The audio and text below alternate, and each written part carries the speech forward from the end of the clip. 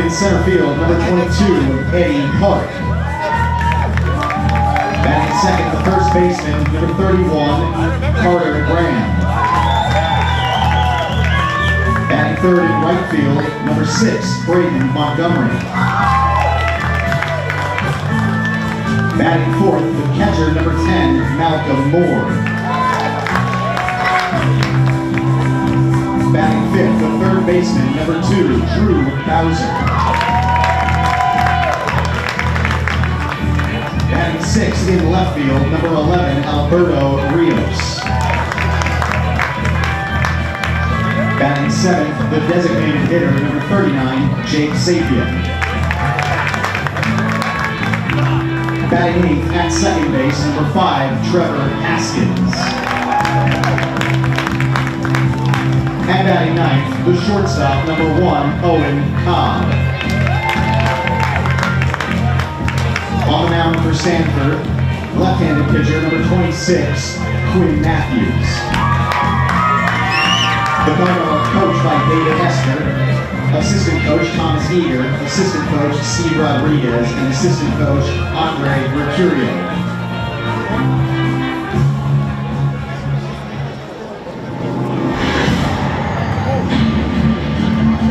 And now, the starting lineup for your USC Trojans. Leading off in center field, number 10, Austin Over.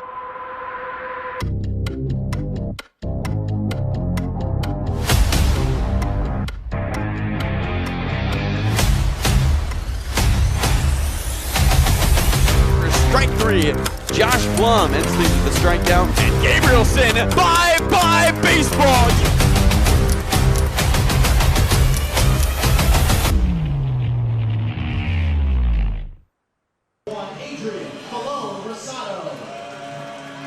Well, a day late makes sense, I suppose, as we get set here on this Saturday afternoon after a Friday wipeout.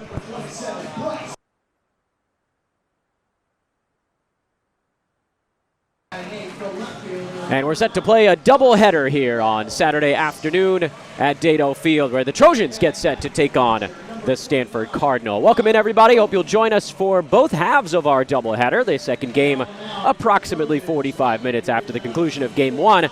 And today, after a very wet Friday, a cloudy Saturday, but pleasant skies. It's still a bit overcast, but 60 degrees and no sign of any rain to come. For the Trojans, they will hand the ball to Tyler Stromsborg to try to get the opener of this doubleheader. Stromsborg, a right-handed junior, comes into this one with a little bit of an inflated ERA so far this year, but only 3 starts. 0-1 the record, ERA of 8.22, working off a nice 2022 campaign. And just kind of trying to get back on the good foot here in the start officially of Pac-12 play.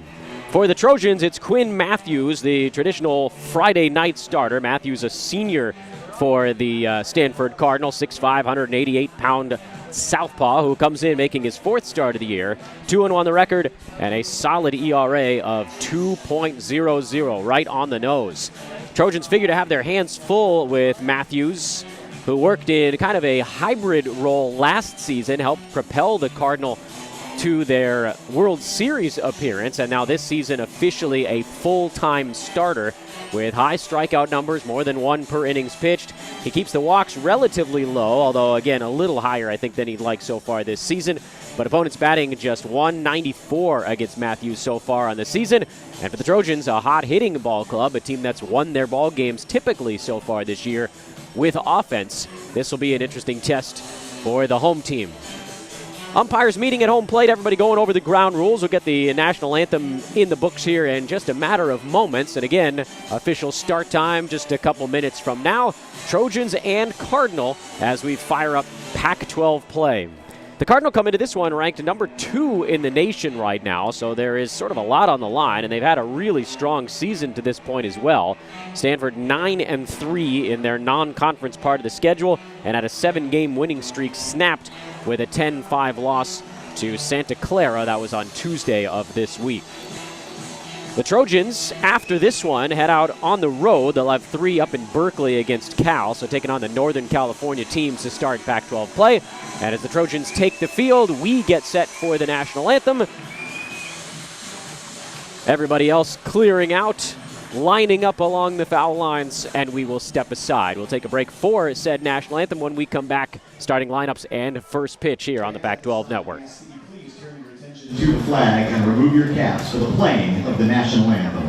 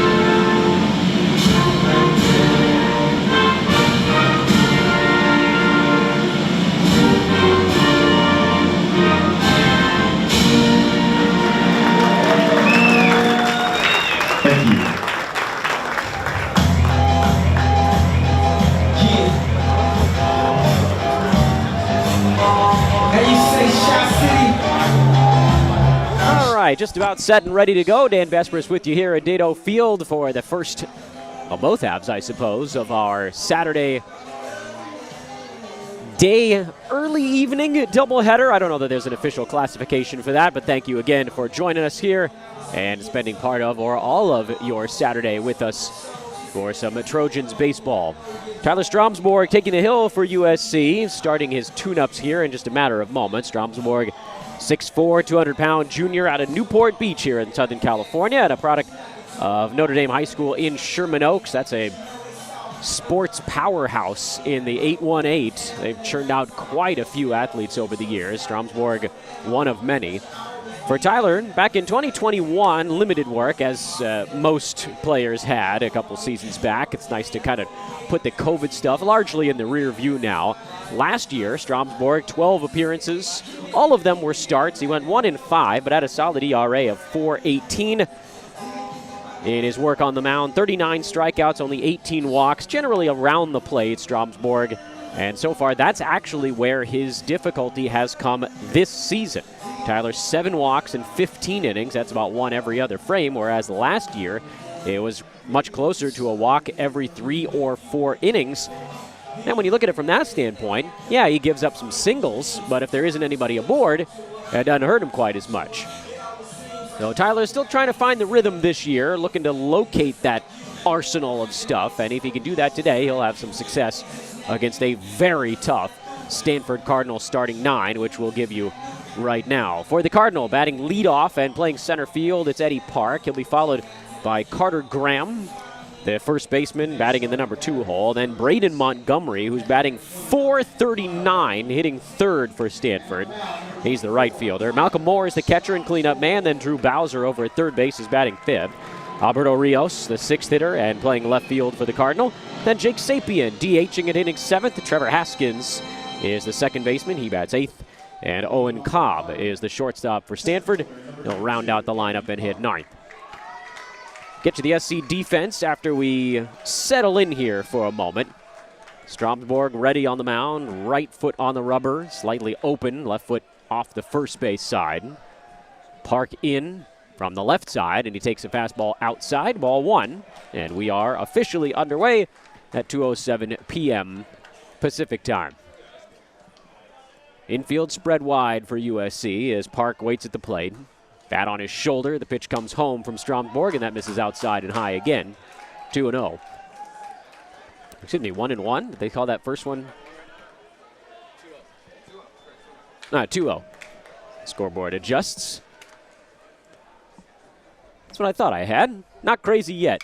Swinging a foul off to the left, 2 balls and a strike.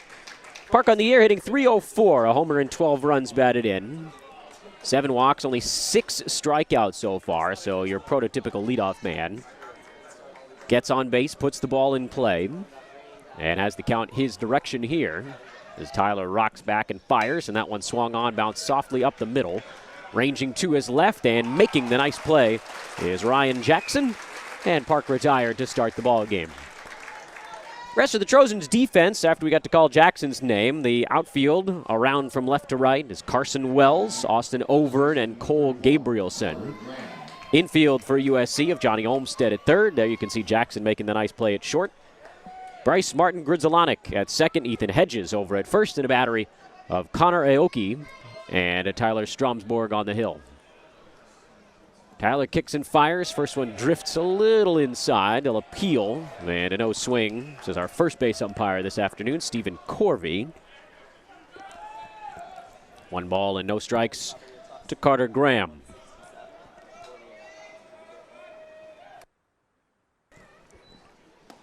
That one's in there.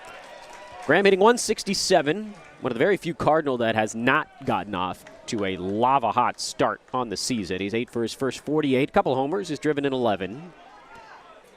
12 strikeouts. 9 walks for Carter so far. Right-hander kind of looming over the plate. Looks at a breaking ball from Stromsborg. That misses outside and low. Stanford can score. Make no mistake. You look at some of their recent ball games, they beat Bakersfield 24-9. And believe it or not, it's not the only time this season they've scored 20 runs in a game. Big swing and a miss at a fastball evens things up. Cardinals scored 21 in a 10-inning win at Fullerton. That was back on February the 19th, so twice this season. They put up a 20-burger in the runs column. That's something. Here's a 2-2. Breaking ball, foul tip. We'll do it again. Even when they've been slowed down, and this is what you get when you talk about the number 2 team, even when they've been slowed down, it hasn't been by much. Cardinal scored 1 run in the season opener, and since then they have not been held to fewer than 4 in any of their 11 additional ball games. 2-2 fastball, strike 3 called on the inside corner, and Graham is rung up. Didn't agree with the ruling, but it's not going to change how it goes down in the box score. Steve Mattingly rings him up. 2 up and 2 down for Stromsborg as he paints the inside corner, and it brings up Braden Montgomery. Mentioned him during the lineups. He is a force. Braden, .439 of batting average, 4 homers, 10 RBIs, slugging over 800, on-base percentage of .600. Takes a strike on the outside. If you're into OPS, which a lot of folks are these days, 1,400 is pretty good. 16 walks. Twice he's been hit by a pitch. He's only struck out 6 times. The 0-1. Swinging a big bouncer to first. Coming in, Hedges grabs it. Plants the foot on the bag. And the side retired. So a nice first inning for Tyler Stromsborg. He sets him down in order. We'll go to the bottom half. Cardinal nothing. Trojans coming up. When good leads the way.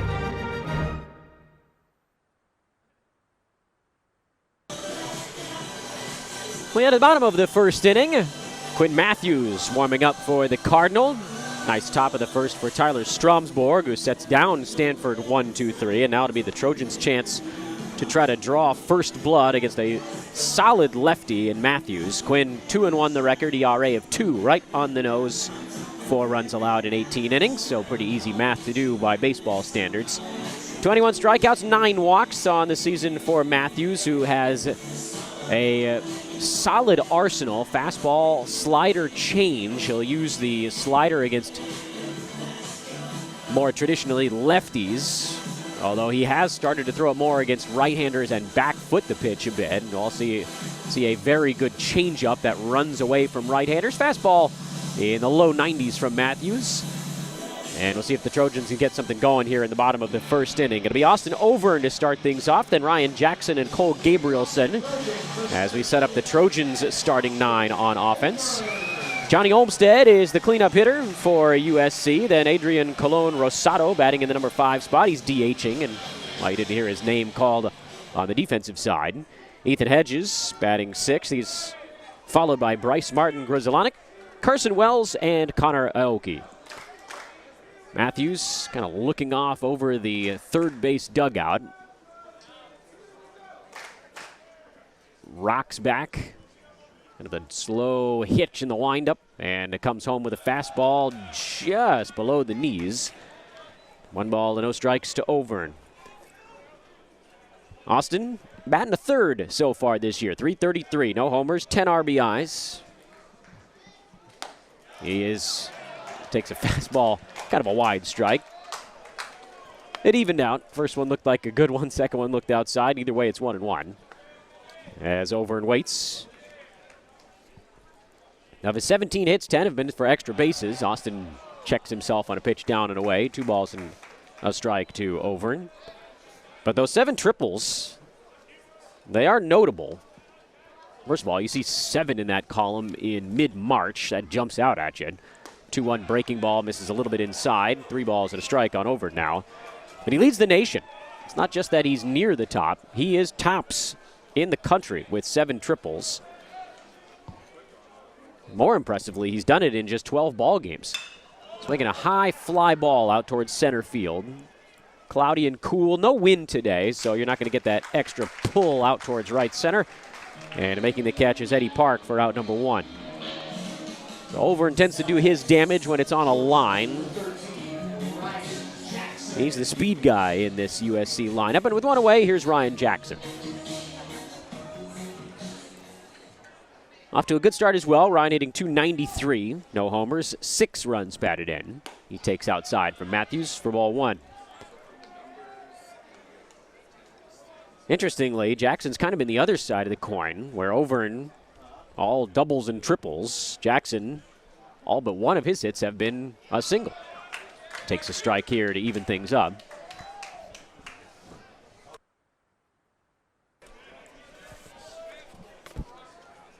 Jackson, righty, made a nice play at shortstop in the top half of the inning. Here swings, bounces one to his counterpart at short. Owen Cobb, sidearm flip over to first, takes care of Jackson.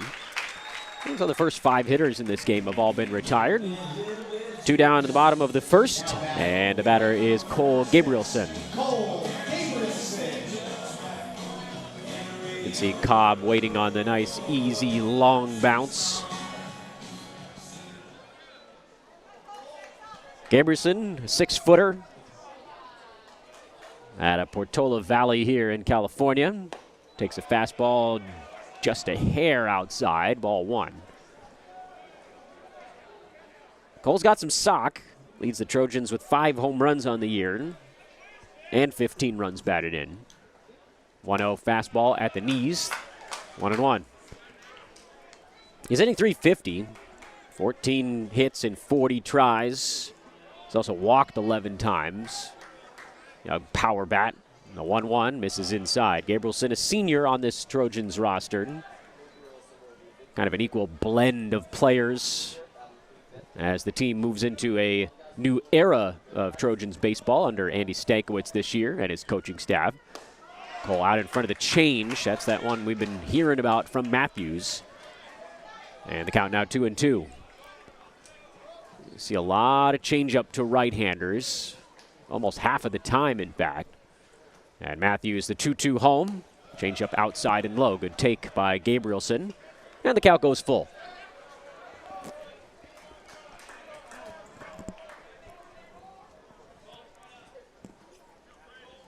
Matthews not waiting around. Delivers. That one fouled away. That's a lookout foul ball. Just did clear the rafters. Kind of zooming out towards the concourse behind us. So we'll do it again. You can see Cole was looking change. He got a fastball in the knuckles, and he was fortunate to get a piece of it.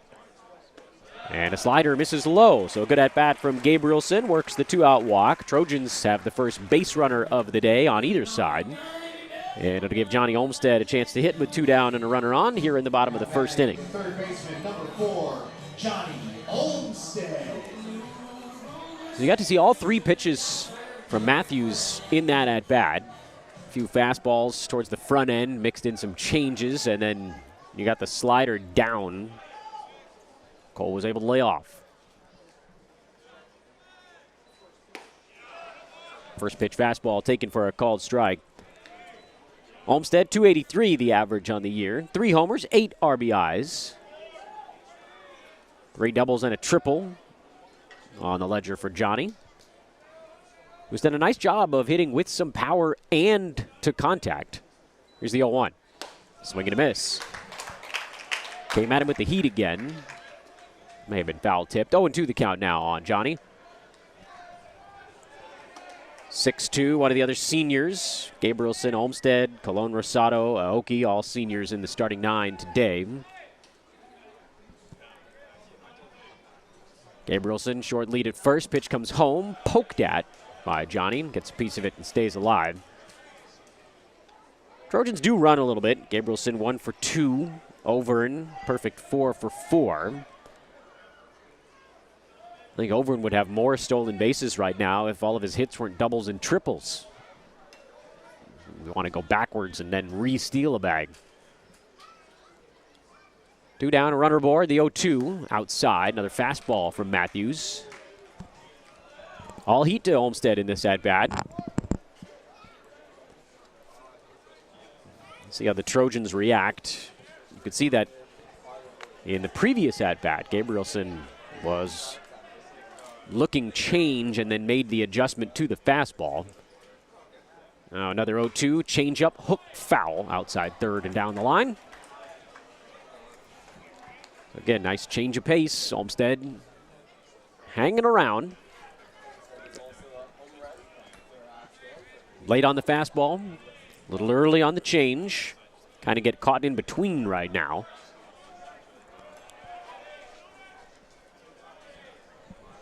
Didn't get a chance to give you the SC defense. Started the inning, went so quickly, and then fell in love with some other chat. That fastball misses outside. Now we can give you the Cardinal on defense. Alberto Rios in left, Eddie Park in center, and Braden Montgomery are out in right. Drew Bowser, third baseman. Owen Cobb at short. Trevor Haskins at second. Carter Graham over at first. A battery of Malcolm Moore. And Quinn Matthews on the hill. Matthews fakes a throw over to first base. There you can see the defense on your screen. This Cardinal team is good, make no mistake. They come in at 9-3, but anybody can go. Gabrielson on the run, check swing on a breaking ball. He did not go. And I think the Cardinal thought they had strike 3, so no throw down to second. Gabrielson steals it without a try. And the count runs full at 3-2 now. Stanford dugout talking to the umpire and crew early. They thought that Olmsted went around, and it was close. But Stephen Corvey over at first base, as he just did hang on. And now the Trojans have a runner in scoring position with 2 down. And a 3-2 home is poked at. Little Looper is into right field for a base hit. They're going to wave Gabrielson around. The throw home is not in time. Racing down to second base is Olmsted. The swim move, and he's in there. And the Trojans, with some nifty base running and nifty slides, take a 1-0 lead here early in the bottom of the first.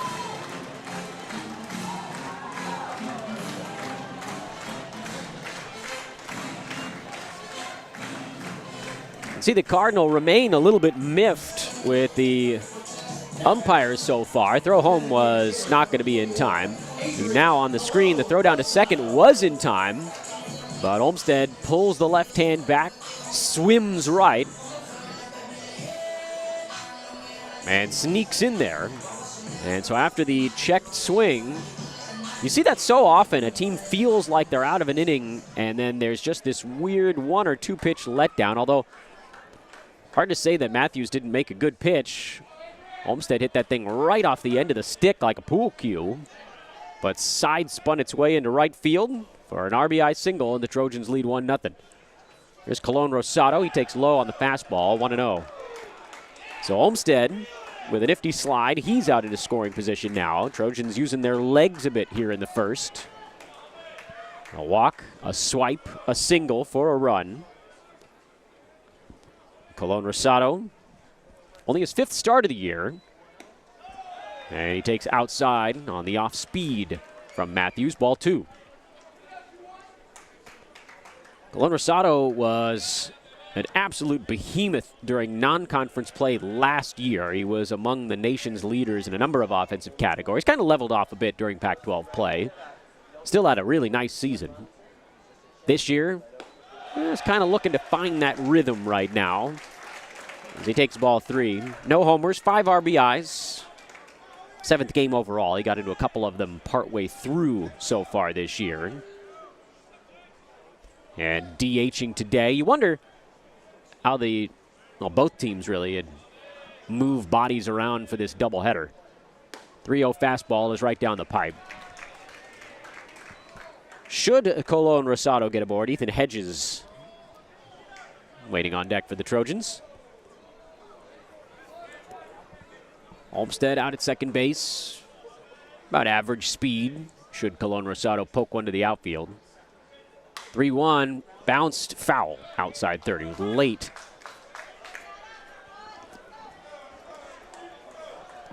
When you know you're facing a pitcher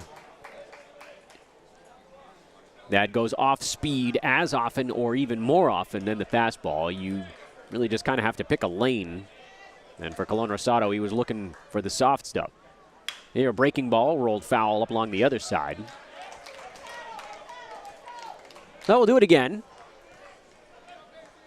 And to the Trojans' credit, they're making Matthews work. Next pitch will be Quinn's 30th of this first inning after it looked like he had a shot to get out of it in about 14 or 15.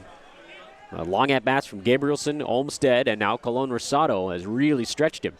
The breaking ball on the knuckles, little soft liner towards the middle of the field, grabbed behind the bag by the shortstop, but the throw to first is not going to be in time. Not much that Cobb could do on that little soft side spin line drive. It's an infield single for Colon Rosado. Olmstead stops at third. And the Trojans now have runners at the corners with 2 down for Ethan Hedges. This kind of a dink and doink bottom of the first inning, but USC's not throwing it back. This is not catch and release. A walk, 2 very softly hit singles, but they work all the same. Now Hedges batting .304 on the year. Matthews deals big, slow curveball. He throws that about 1 out of every 30 or 40 pitches, and it's right on cue. Pitch 31, we saw it. Very rarely, kind of a get-me-over topspin breaking ball.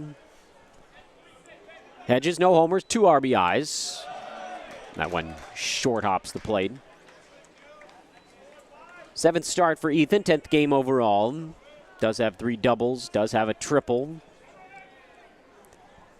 He's shown nice plate discipline on the year so far. Actually, one of the team leaders in on-base percentage at about .450.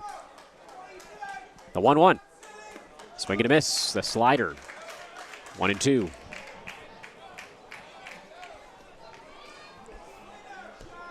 Gabrielson with 2 out and the bases empty, walked, stole second, scored on an Olmstead English single into right. Johnny took second on the throw home, went to third on the Colon Rosado infield hit. And now Hedges behind in the count. Trying to will something to happen here, give the Trojans a little more breathing room. USC leads at 1-0. Slider up, 2 balls and 2 strikes. Matthews wanted that one, but didn't get it. Umpiring crew, by the way, since they've been getting yelled at by the Cardinals so far. Steve Mattingly behind the plate, Stephen Corvey at first. Mike Lusky out at second, and Stephen Barga over at third. Yes, if you're noticing a pattern, 3 of our 4 umps are named Stephen. And a swing and a miss and a changeup takes care of Ethan Hedges, and that does ultimately retire the side. But the Trojans do some damage in the first. They get a run. They force Matthews to work a bunch. And as we go to the second inning, it's 1-0 USC.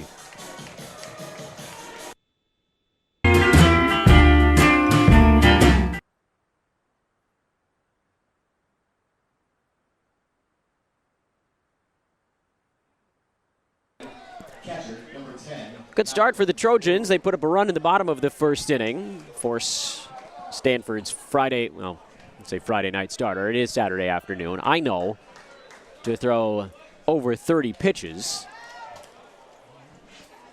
I think if you had your druthers, you want a little bit more, but you can't get too greedy as Stromsborg deals, and the first pitch is one hopped into right field.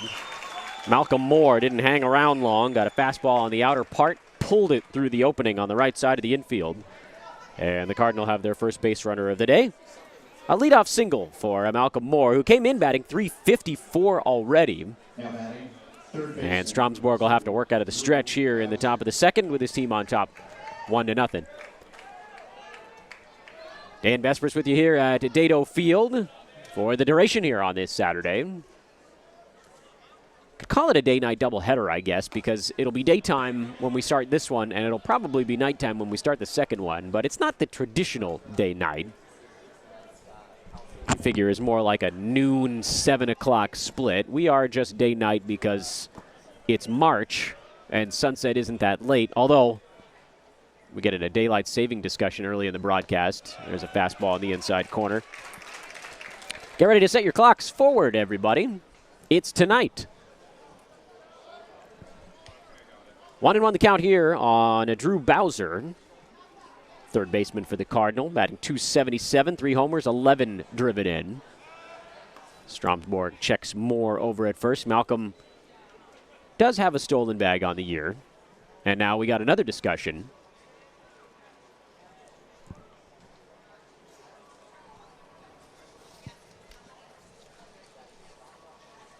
Umpires are going to talk it over. We're trying to figure out what the discussion may be. It came immediately after a throw over to first base.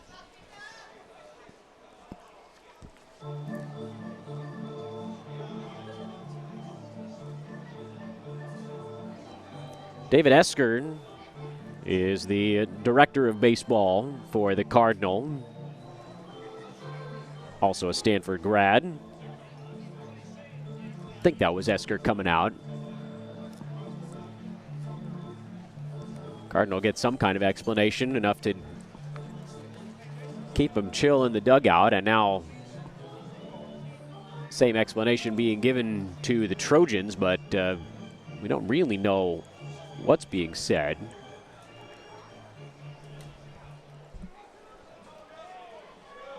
I'd take one headphone off like I could possibly hear it. I can't. Yeah, we believe it has something to do with the clock, but we're not entirely certain. Here's the 1-1. Low and inside. Up and down the line, you just don't really get any breaks with the Cardinal. Bowser at the plate. 3 doubles, a triple, in addition to his 3 home runs. Cardinal hit a lot of homers. Stromsborg deals. That one fouled at the plate. 2 balls and 2 strikes. There are only 2 players in the Cardinal lineup that don't have a home run. One of the 2 hasn't played in a game yet. So out of the 8 players who have seen action this year, 7 have a home run. And again, the one that doesn't, this is only his second start. 2-2, swinging a bouncer to the left side of the infield. Olmstead goes down to second base for the lead man. The return throw to first is not in time. And Bowser came up a little bit lame on the play. If we can get a look at, no, there comes the athletic trainer. Yeah, we'll take another look at it. Watch Drew Bowser after he passes first base. If you can get a look at him. Yeah, immediately grabs at his left leg.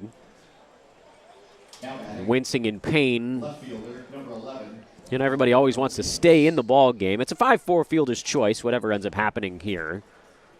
But we certainly hope that Bowser's okay.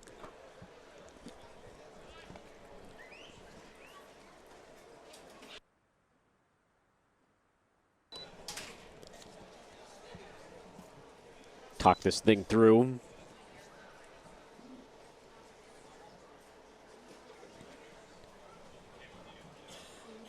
You could see it live. You could certainly see it in the replay. What I wasn't able to tell until after was what part of his leg he was grabbing at. Usually when a player pulls up like that, you're thinking hamstring, but it looked like he was pointing towards more the outside of his left quad. If he's feeling it at all, you'd assume he's coming out of the ball game, but it looks like he's trying to stay, at least for now. Or maybe he just wants to take his gear off while they figure it out. Either way, there's 1 down here in the top of the second inning. Alberto Rios hacking away just outside the right-hand batter's box, waiting it out. And Bowser is going to try to play through it, whatever's going on.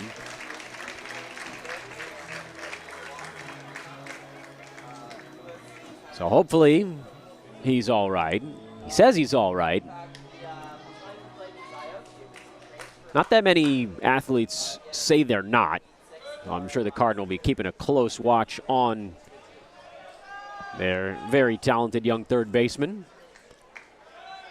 Stromsborg throws over to first. It would be the kind of thing, player gets hurt, you get this long break, they take off for a steal. Wouldn't be the first time. Anyway, Rios, he's hitting a ho-hum, 372.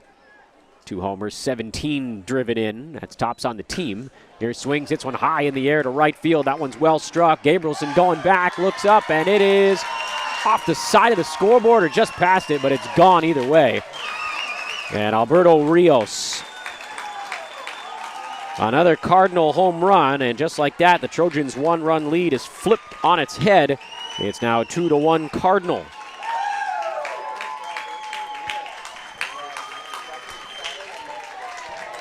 On a lot of nights, you can get one up into the jet stream to right field, and it'll carry out. There is not a hint of wind today here at Dado. It is about the stillest night we've had here. That one was just rocketed. Looked like it whizzed just past the corner of the scoreboard. And so Stromsborg not waiting around, delivers here. That one fouled away by Jake Sapien. For Rios, home run number 3, RBIs 18 and 19. Just can't keep this team down for long. And I guess for Brew Bowser, he's thrilled he didn't have to run on the play. A light trot. Curveball low. Sapien, sophomore, DHing here in the afternoon tilt. He's 3 of his first 5 on the year, so limited sample size, but that's a .600 batting average. And he is the one starter who has played a game this year that doesn't yet have a home run. He's only had 5 tries. 2 balls and a strike here. Stromsborg gets the sign. Right-hander kicks and fires. Fastball fouled at the plate. And the count evens up at 2-2.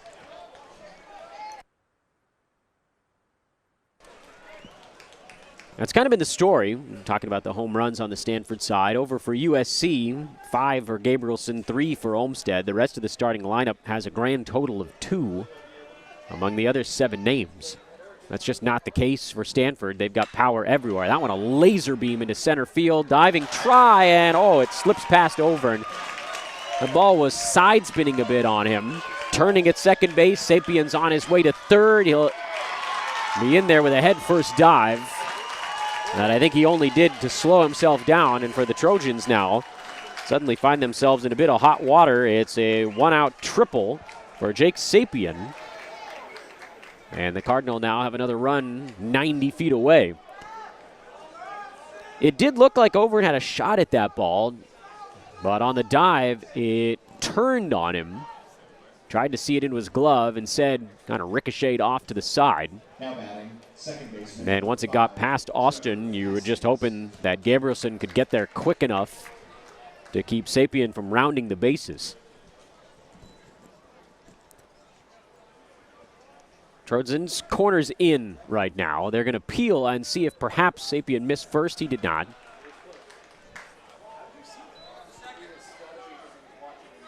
Usually that's someone in the Trojans dugout saying that they thought they saw it, and now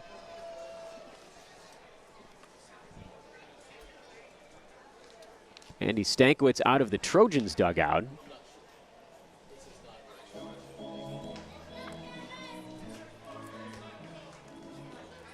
I think they may be asking for a replay review, which I believe is now a new opportunity as Pac-12 play starts. I think it's today that you can start doing that. And my pals back in the production room confirmed that indeed it is today. This is the first day you can go to a replay. So the Trojans feel strongly enough that Jake Sapien missed first, so the officials all huddle together as I'm really interested to see how this goes. I don't know at all what I should be looking for. One of them have an iPad or something?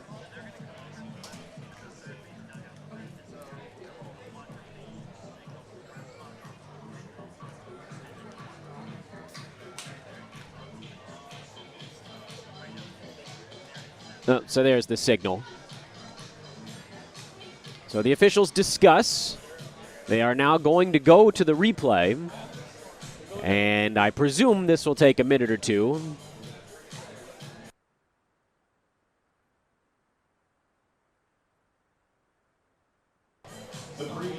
So down they go.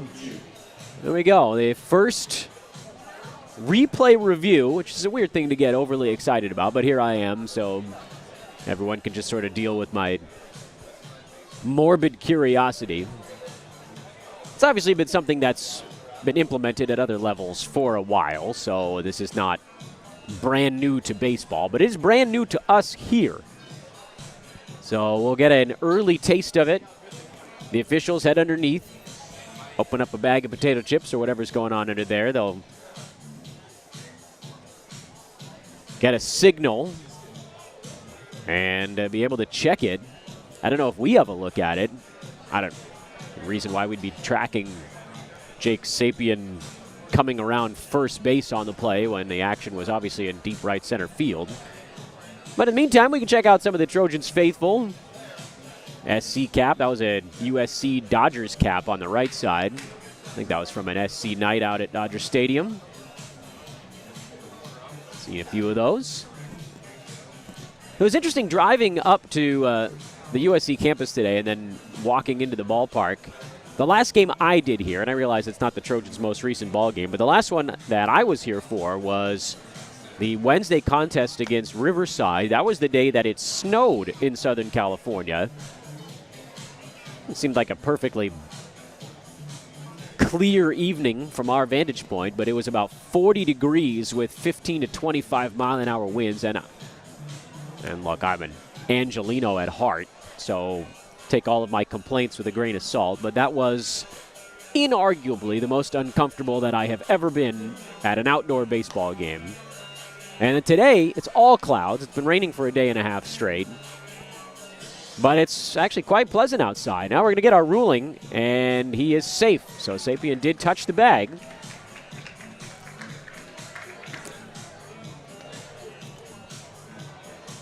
Much to the chagrin of the Trojans faithful. Well, that's a Stanford fan who's also somewhat chagrined. Probably just not that thrilled about a replay. Here's Trevor Haskins. Well, we got a replay, folks. Welcome to the 21st century. What a time. Pitch on the way. Drops in for a called strike. 0-1 the count. Haskins is making his season debut now. Sophomore second baseman.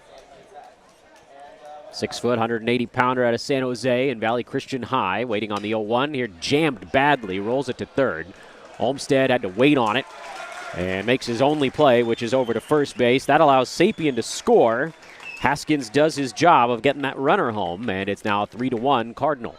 Now batting, shortstop, number 1, Owen Cobb. So Haskins officially 0 for 1 on the year, but an RBI.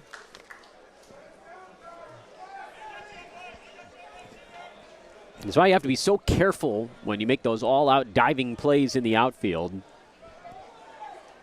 And it's hard. I certainly wouldn't have the mental acuity to calculate all of those things in a moment while you're also chasing and diving for a baseball. As that breaking pitch misses a little bit low here to Owen Cobb. Cobb hitting .360 out of the 9 spot. 2 homers, 12 runs batted in.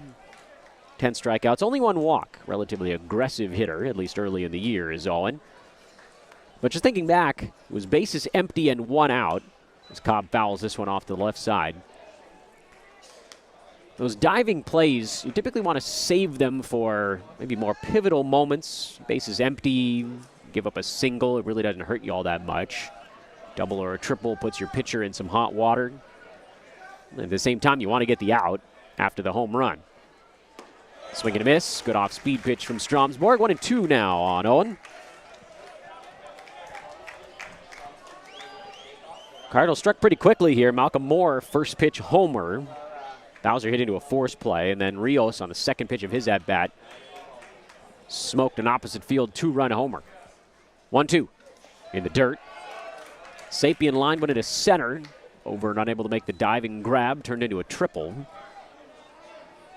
And then Haskins, slow ground ball brought him in. Now it's 2-2 on Cobb. Standing straight up and down, Owen, bat kind of dangling behind that right ear. Pitch on the way. I think it hit him, but did he swing is the question. And he did. He went around on the appeal. Trojans appealed to Stephen Corvey at first base, and Corvey said he went too far. So a hit by pitch, but an inability to check his swing, and now this is insult to injury. Cobb is hurt. He took that one right off the arm. As you can see on the replay, he is out, and we're going to take a break as we go to the bottom of the second inning. But for the Cardinal, almost lost Bowser to a leg injury, and now might be losing Owen Cobb to a bruise on the forearm. Yikes. But the Cardinal do get 3. I guess that dulls the pain a little bit. We'll go to the bottom of the second inning. Trojans trail it now 3-1, and we'll be back.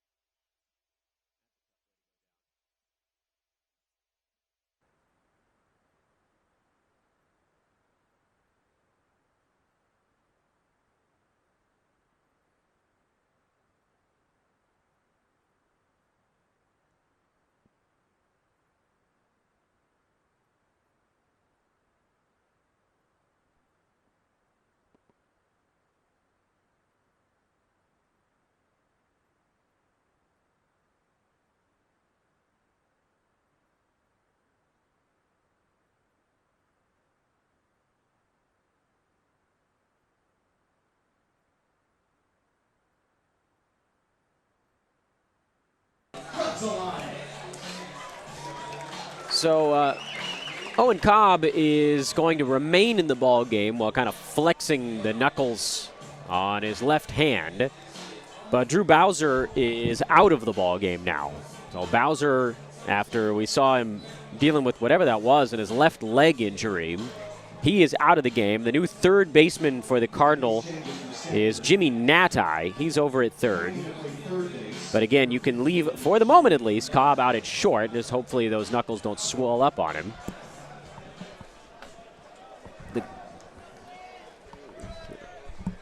So the official report on Bowser is that it was actually his ankle. Looked like he was grabbing at his left quad, but maybe he was just sort of grabbing at his something on his left side, landed a little weird near the bag. So Bowser's out. I figure those types of things, they stay loose for a little bit as long as you can keep the adrenaline going. But the second you stop going, they lock up on you. 3-1 the score as we go to the bottom of the second inning. Cardinal out in front. Stanford battered and bruised in the top of that inning, but they did score 3 times. For the Trojans, Bryce Martin Grzelanic with a 2-ball, 1-strike count after the foul ball. He'll be followed by Carson Wells and Connor Aoki here in the home half of the frame as the Trojans now try to play from behind against Quinn Matthews. Fastball from Quinn is up, taken for ball 3. Trojans made him work in the first inning. That's progress, if nothing else. And that one, just does catch the inside corner. Full count on Bryce. And he's ready to go. Pitch on the way. Fastball hit into left center field. That's going to get down and roll towards the wall. Park unable to cut it off, so Grzelcyk glides into second base. It's a leadoff double for the Trojans. And USC now back in business.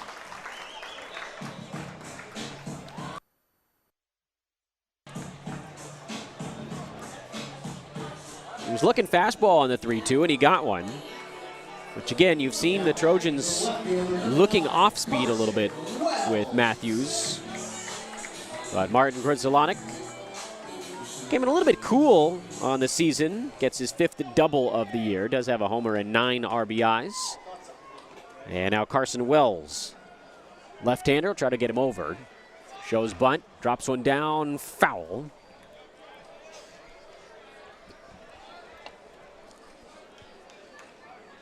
Wells has a homer. He's driven in 4. You can understand playing for a run early in the ballgame, although down 2. Maybe you ask him, just try to hit something to the right side, advance the runner that way. Maybe you can sneak it through. See if he's bunting again. He is. And this one in fair territory, and a good one. Sprinting out from behind the plate and making the nice play is Malcolm Moore. But the sacrifice works, 2-3. Martin Grzelcyk to third. Trojans now a nifty opportunity to get one back in the bottom of this second inning. And it's Connor Aoki with the first shot at it. Batting out of the 9 hole. 4 for 18 on the year. No homers. He's driven in a couple. Cardinal bring the corners relatively shallow. Over at first base, Carter Graham is in on the grass now. And that one's swinging a high fly ball out towards right center field. That's deep enough to get the run in. Making the catch is the right fielder, Montgomery. He'll just casually flip it back into his cutoff man as Martin Grzelcyk hoofs it in from third. It's a sacrifice fly for Aoki. The Trojans cash in the leadoff double, and it's 3-2 Cardinal.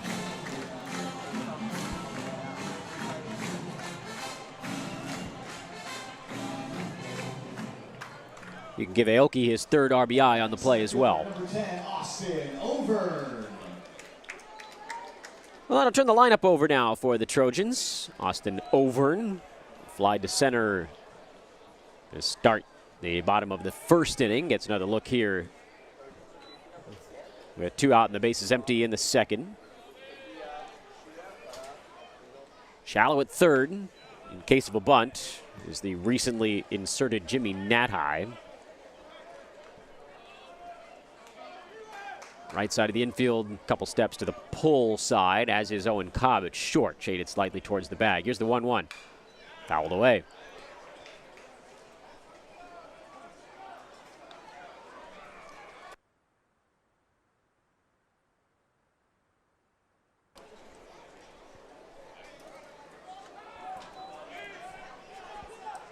Overn can fly.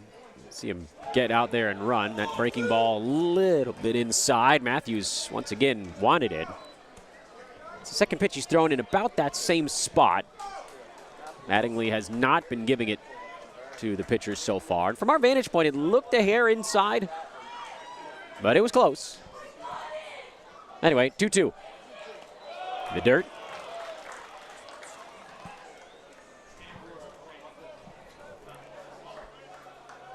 Matthews' body language right now is not perfect. He looks a little bit frustrated, maybe with the strike zone.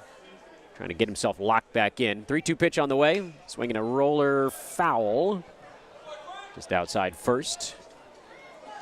So Trojans doing a nice job of hanging around. See if they can catch a mistake somewhere along the way. Been able to manufacture a couple of runs. Another 3-2. Low and away, ball 4. And Overn draws the walk, and that's a big deal. Austin has blinding speed. I don't feel like anybody on the team would be offended if we said that Overn pretty emphatically has the best foot speed on the Trojans. He's, I would imagine, among the thousands of collegiate baseball players, he's in the top few percentiles in speed. See how long before he takes off. Feels like it's more a matter of when and not if. And Matthews is well aware of it. Overn's 4 for 4 in swipes so far this year. Trojans have 11 stolen bases in their starting 9 tonight.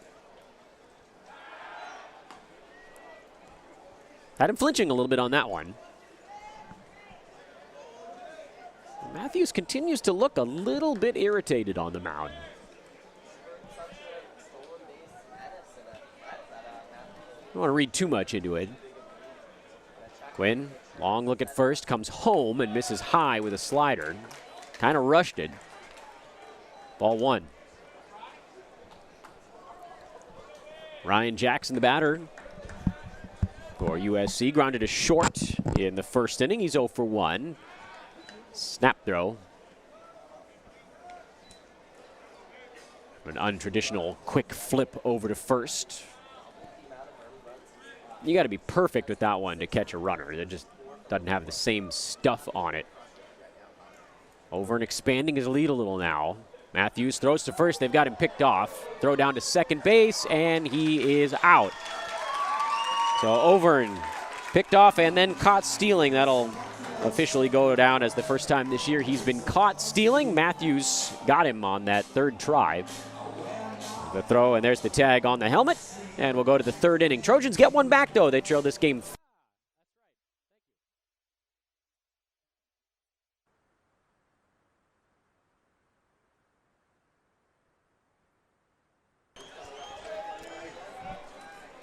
Cruising into the third inning. Top of the order for the Cardinal. Park, Graham, and Montgomery. Stromsborg trying to settle back down after a little bit of a rocky second inning, although kind of got the brunt of a Stanford quick strike in that frame. Single, force play, homer, triple. The RBI ground out, cashed it in. Here's Tyler's 1-0. Half swing, doesn't matter. It was a strike anyway. 1-1 on Eddie Park. Bounced out to short in his initial at-bat. Park 6'1", 192. I always like when teams really give the accurate number on that weight side. Little roller to second base. Easy play for Martin Grzelanic. So Park is 0 for 2. The San Jose native trots back to the dugout. And here is Carter Graham, who was caught looking. Wasn't thrilled about it in his first at-bat. Took a fastball that, from our vantage point, may have been an inch or so off the inside corner, but Stromsborg got the ruling. Tyler set down the first 3 batters he faced. Gets a swing and a miss at a fastball here from Graham. 0-1. As we mentioned, Graham, first time around, is about the only Cardinal kind of pressing right now. Teammates have more than picked him up on the offensive side as he chops one over towards his own third base dugout. One other thing you may have noticed in games here at Dedeaux this season is that the Trojans have flipped bullpens. No activity at either of them, but that bouncer rolled over by the Trojans' pen, which is now on the opposite side than their own dugout. Off speed, misses low. USC used to warm up the dugout on the first base side. Bullpen was just a little bit farther down that way. They have flipped them now. I suppose it's perhaps easier to see. They can look right into it across the diamond. Breaking ball bounced wide of third. That's past the diving Johnny Olmstead and out into left field for a base hit. Wells bobbled it. Racing towards second base is Graham, and the throw, oh, it beat him, but Martin Grzelanic couldn't hang on to it. And so Graham, a single, I would assume an error out on Wells and left, but either way, it's a Cardinal back out in scoring position again. And you can see it on the play. Wells had it in his glove for a moment. The throw, oh, hit the umpire.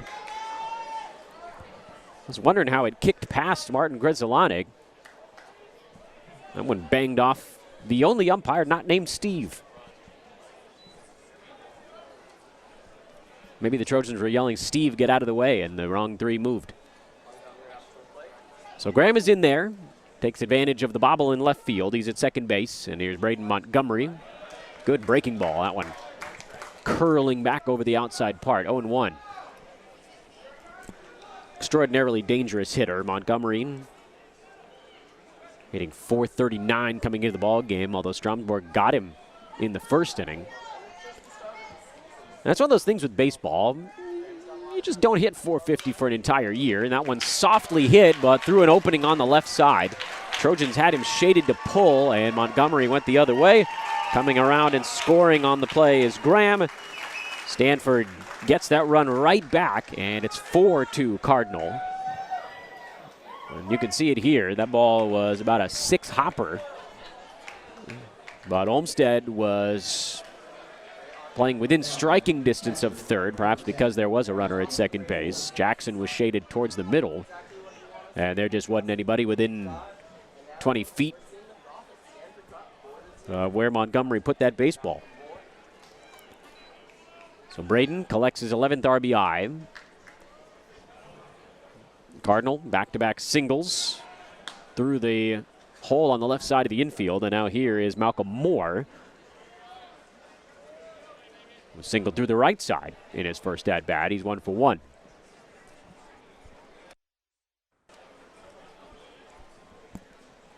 Infield the double play depth as the throw once again goes over to first base. Montgomery 1 for 2 in swipes on the year. Owen Cobb down in the 9-hole has 2. And I believe that leads the Cardinal, although we can do a very fast, not so deep dive on it. Change up, Mets in there, 0-1 the count. Malcolm Moore, prized freshman, leads the team in home runs with 5 of them.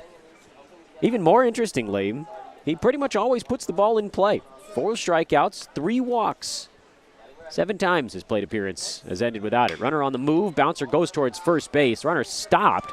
Trojans have a chance at 2, and they got it. There was almost a collision among 3 players over at first base as Hedges retreated to the bag while Stromsborg was coming over to try to cover it. And you can see it here on the return throw. Hedges makes the nice throw down to second, racing back to first, gets to the bag, gets the foot on, tumbles backwards. And the Trojans go 3-6-3 on the twin killing. We'll go to the bottom of the 3rd inning. Cardinal put the run back up there.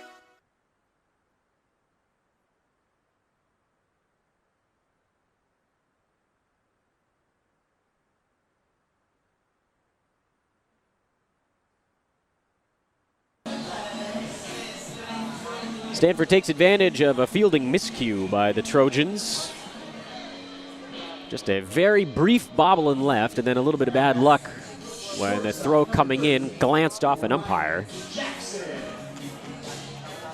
It only took 2 singles. The Cardinal turned it into a run. They lead it 4-2 as we go to the bottom of the 3rd inning. Dan Vespers with you here at Dado on this Saturday afternoon, game 1 of our makeup doubleheader. Yesterday's game was rained out. Everything in Los Angeles was just washed away yesterday. It rained and it rained and it rained some more. First pitch here, soft stuff in for a strike to Ryan Jackson, who was left standing at the plate when his buddy Austin Overn was picked off and then caught stealing to end the bottom of the 2nd inning. Jackson, a little roller back to the mound. Matthews is on it. Lefty turns and fires to first. 1 away in the bottom of inning number 3. If you are tuning in from anywhere besides California, you're probably wondering why on earth these broadcasts end up talking about the weather so often. It's because we are fully dumbfounded by the fact that we've had it here in California. This has been one of the rainiest January, February, March stretches. I guess that'd be winter, wouldn't it? As that breaking ball's in for a strike to Gabrielson. Now Cole takes low and inside. In history. In fact, I saw a report earlier today that the lower Sierra Nevadas have their largest snowpack since they started keeping that statistic. So it is raining in some places, it is snowing in others, and it has just been wet in California since we hit 2023. So games are getting rained out. We were lucky, I suppose, in one respect and one respect only. The 2-1 on the way here is swung on and rolled foul. We knew we were going to get washed away yesterday well in advance. We knew for days that Friday was going to be the day. Man, as soon as we saw it, and then we woke up on Friday morning, it had rained all night, and then it just rained all day. Well, that game just wasn't going to happen. That one inside and low. Good eye again by Gabriel Sin, who did walk and score back in the first inning. So an easy decision. Move yesterday's game to today. And that changeup, on the outside corner. Gabrielson thought he had ball 4. That's a part of the plate that Matthews has been trying to work in this game so far. To that point, he hadn't been getting the call. You can see it again. It was close. And from our angle, that looked outside. But the only opinion is the one of home plate Steve Mattingly. So 2 down now. Second strikeout for Matthews. Johnny Olmstead takes a slider high. Quinn working quickly back with another off-speed pitch. This one low. And it's 2-0 on Johnny, who singled in a run back in the first inning. Got his 9th RBI in the process. Working that batting average up pretty close to 300 now. And there's ball 3. Olmstead came in at 283, 13 of 46, now 14 for 47. I don't think that's quite 300.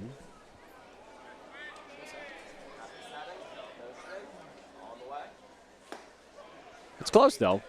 It's just under. There's a strike. 3-1. If the question you had was, does Dan have a calculator handy? The answer is, sorta. Twisting foul ball off to the right. That'll get out of play.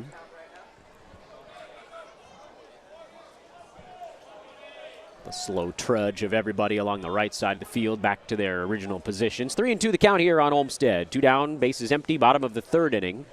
Cardinal lead at 4-2. And there is ball 4. That has hurt Matthews a little bit so far this year. The free pass, second one he's issued today. First one came around and scored on him.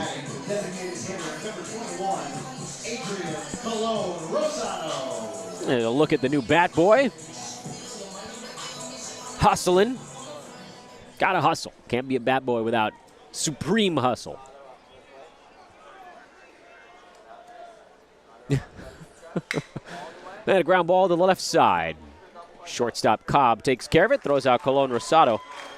And a relatively quiet bottom of the 3rd for the Trojans. First 0 that Matthews has put up on the board. We'll go to the 4th inning here at Dedeaux. It's the Cardinal out in front, 4-2.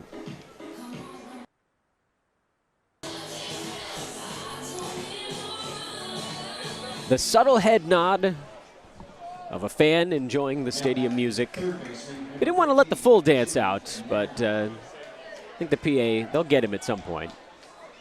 That young gentleman wanted to groove. I could see it.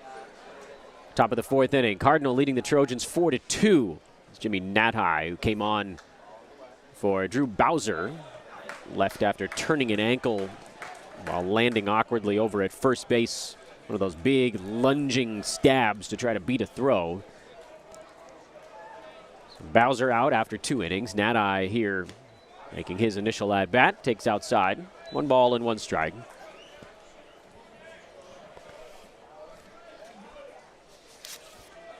Jimmy, 6 feet, 207, freshman out of Sydney, Australia. Waiting patiently here on Stromsborg. Now gets the sign he wants. That fastball just misses inside.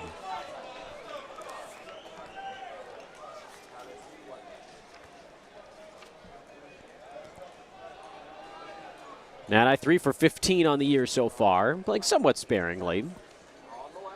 Here swings, hits one up along 3rd. Olmstead almost overdove on that one. 1 hop throw across the diamond and got him.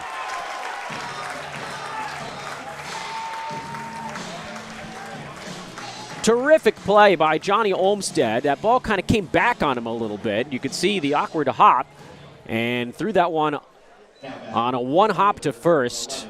On purpose, it appeared to be, just to keep that throw down. Long hop to Ethan Hedges, so he didn't have to try to dig it out.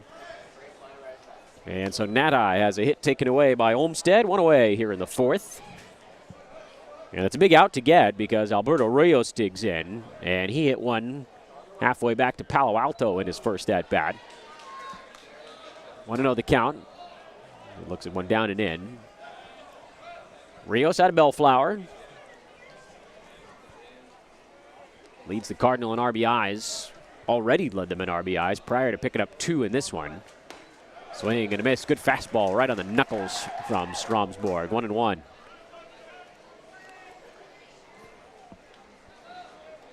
Rios, 3 homers. The Cardinal as a team have hit 23.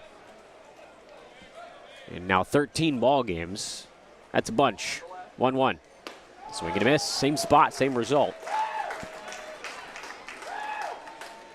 You flip that on its head, Stanford's only allowed 6 home runs to this point. They've been very good at keeping the ball in the yard on the defensive side and escaping the yard on offense. Stromsborg's 1-2, right under the knuckles again. Down goes Rios. After Tyler missed with the first one, he found a spot and he just went right back there 3 times in a row. And the third one was way into his kitchen. That's running fastball, started near the inside corner, ducked under the hands, and for Rios, he just could not make the adjustment on it. Found a little bit of a hole in the swing on that at-bat. Here's Jake Sapien. Hit a line drive into center in his first at-bat. And this time grounds one to the hole at short. Jackson sliding backhand, but the throw to first won't be nearly in time.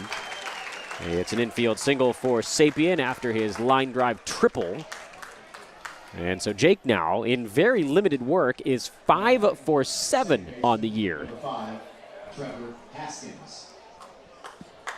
Brings up Trevor Haskins. Got an RBI in his first at-bat of the year. In the second inning, little roller to third, brought in a run. We don't know much about Sapien's speed. Over at first base, has not attempted a stolen bag yet.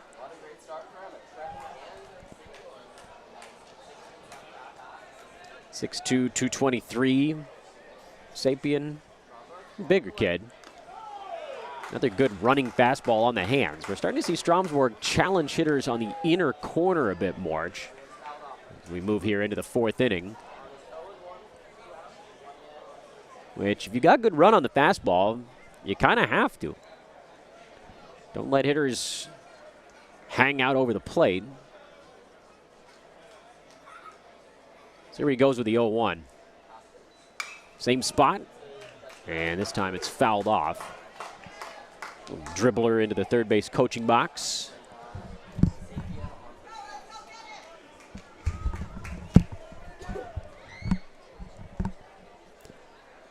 Nothing in 2. Stromsborg trying to put up his first 0 since the first inning. But he got the Cardinal 1-2-3. Gave up 3 in the second. Got burned for an unearned run in the third. Runner on the move. No, a bluffed stolen base.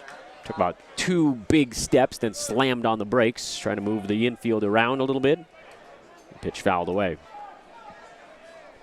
Trojans will have the 6, 7, and 8 hitters when they come to bat in the bottom of the fourth inning. Again, game 1 of our Saturday doubleheader.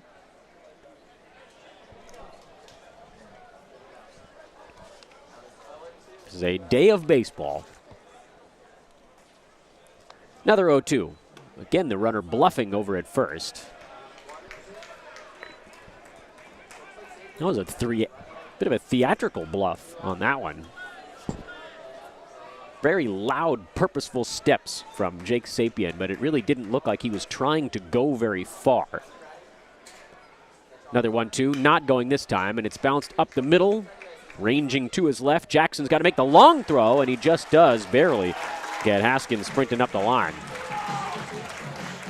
I think he was trying to, or at least considered going the short way, but he didn't really have an angle at second base, and Bryce Martin Grzelcyk was also looking towards the ball. And then getting out of the way there, the throw goes over to first, and the side retired. Stromsborg does indeed post a 0. We'll go to the bottom of the 4th inning.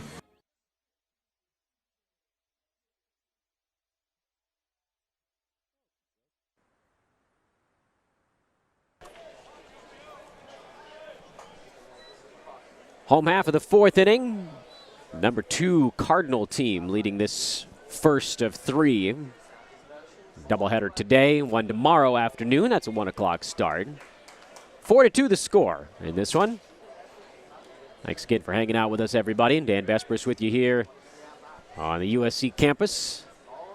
Quinn Matthews back to work, and that one clobbered towards left field. Did Hedges get enough of it? He did. Home run.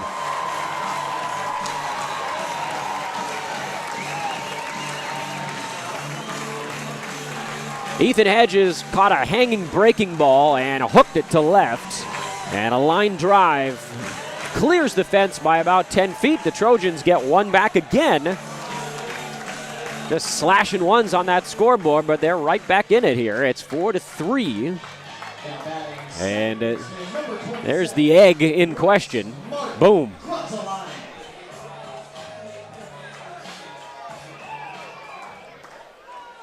That prize is waiting for somebody out there. Bryce Martin Grzelcyk, a high fly ball to left field. Rios going back, still going back, and makes the catch. A half pace in front of the wall. That was close. On a still night when there's no cross breeze, kind of knocking things down in left field, that one had a shot. But Martin Grzelcyk just barely got under it. It came about a human from hitting that thing out. A pitch down and away to Carson Wells. 1-0 the count. Trojans make a little noise here in the bottom of the 4th inning. Stanford gives up just their 7th home run of the year. A breaking pitch hits the outside edge. Well, sacrificed in his first at-bat, moved Martin Grzelcyk over to third. Trojans got him in on a sac fly. Here gets to swing away, punches one out towards short. Cobb backs up, plays the long bounce, and throws him out. 2 away in the bottom of the 4th inning. Connor Aoki due up for USC. It looked like Wells was trying to go up the middle with that ball, but they had him shaded that way, so there just wasn't really any room in that part of the field. Not what you'd call a true shift, just a few paces. Good fastball on the outside part to Aoki. 0-1. Quinn Matthews, fastball sits between about 89 and 94. Typically works in the 91 to 93 range. His changeup, about a 10-mile-an-hour difference. Slider, pretty much in that same zone with the change. And then the big, slow curveball he throws in the 70s. But again, that is very much the surprise you when we need a strike pitch. Falls behind Aoki here. 2 balls and a strike. The pitch. Little tapper behind the plate. 2-2.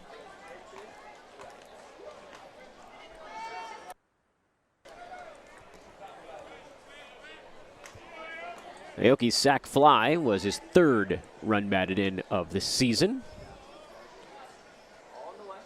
And here chases the off speed, and down he goes. That was the changeup from Matthews. It's a dandy. But the Trojans get one back. Ethan Hedges goes yard to start the bottom of the 4th inning. Caught a hanging breaking ball and turned it around. We'll go to the 5th. The Dado USC back with Slice to order makes a sub above.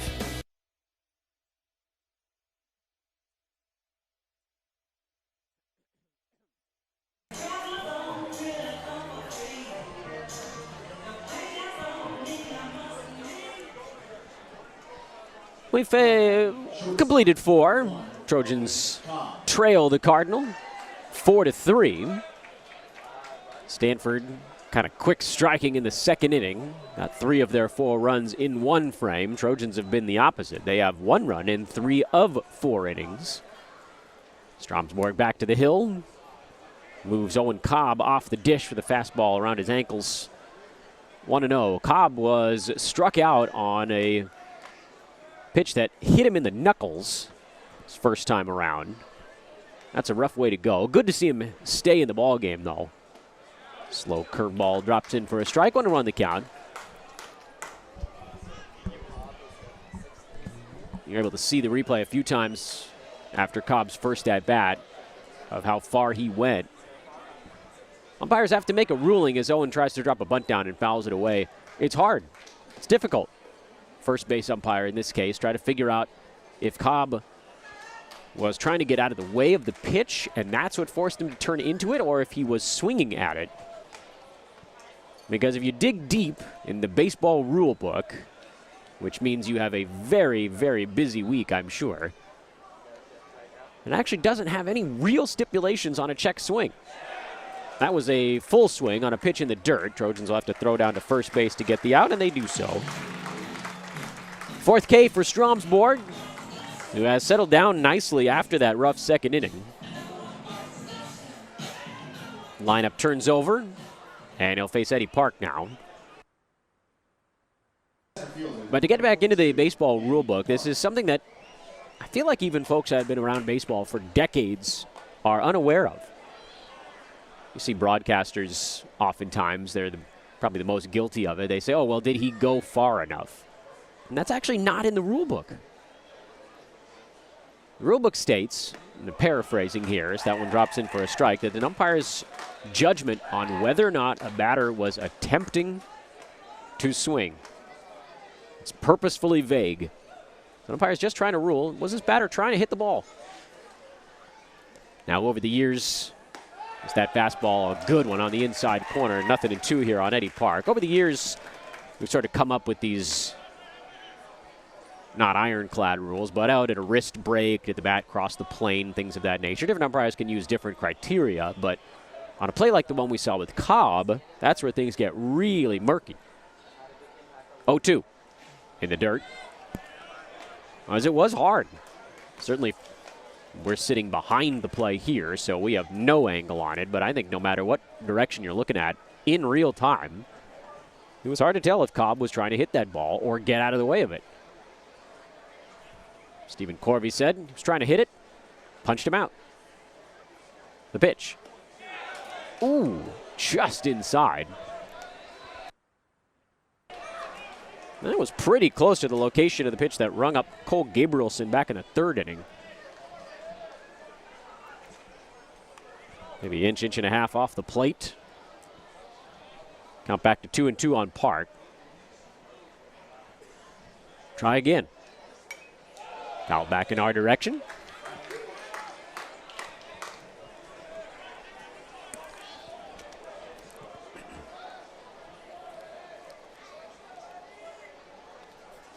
Game 2 tonight, Jaden Agassi and Matt Scott.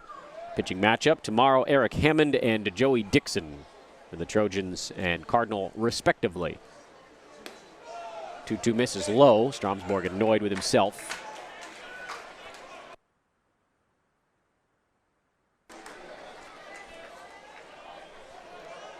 So Park works it back to a full count. Trojans thought they had him on that 1-2 pitch. Now you got to go back to the well a little bit. The payoff. Bouncer back to the box. Nice reflexes by Stromsborg. That's the easy part now. A little flip over to first. 2 up, 2 down here in the top of the 5th inning. 3 in a row set down by Stromsborg, and 6 of the last 7 retired by Tyler. Really is settling in. Got off to that quick start. Retired the first 3 batters in a row. Almost seemed like he didn't really have a chance to loosen up in that first inning, and then the Cardinal came back and knocked him around a bit in the second, but since then, just the one unearned run. That one on the hands, another good running fastball. Carter Graham fouls it away. He's 1 for 2 in the game. Carter caught looking, back in the first, singled in the 3rd. That was that roller into left field. That was bobbled by Carson Wells. His throw to try to get Graham stretching it into 2. Banged off of Mike Lusky, second base umpire. Strike one pitch. A little bit low.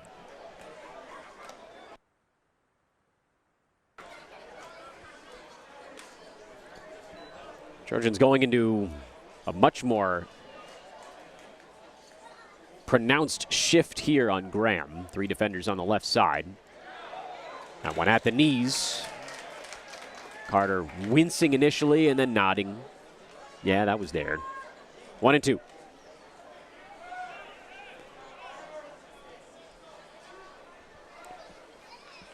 Four to 3 Cardinal. Top of the 5th inning.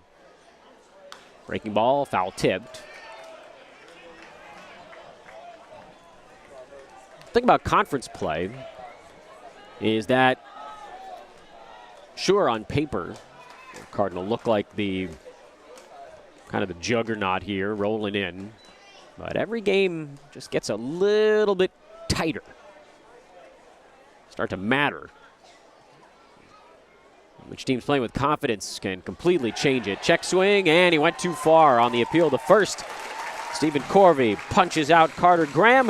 Stromsborg fans 2 in a 1-2-3 inning. Nobody hit the ball past the pitcher's mound against Tyler. We'll go to the bottom of the 5th. Halfway home, Trojans trailing by 1.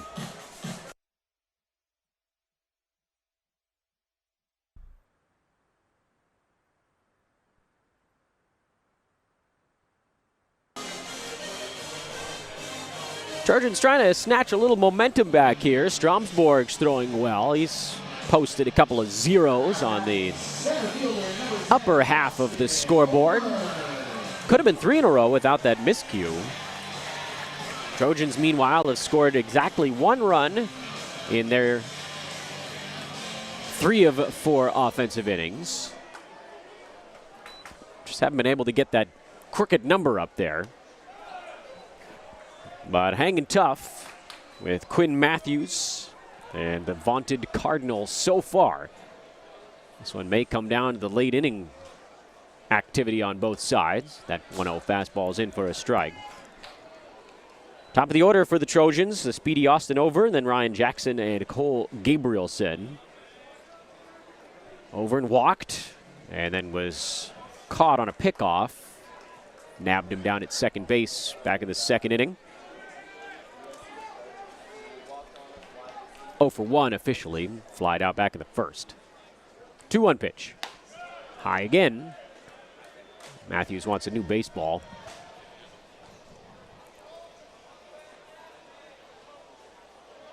That last one had gone slippery on him. 3 balls and a strike.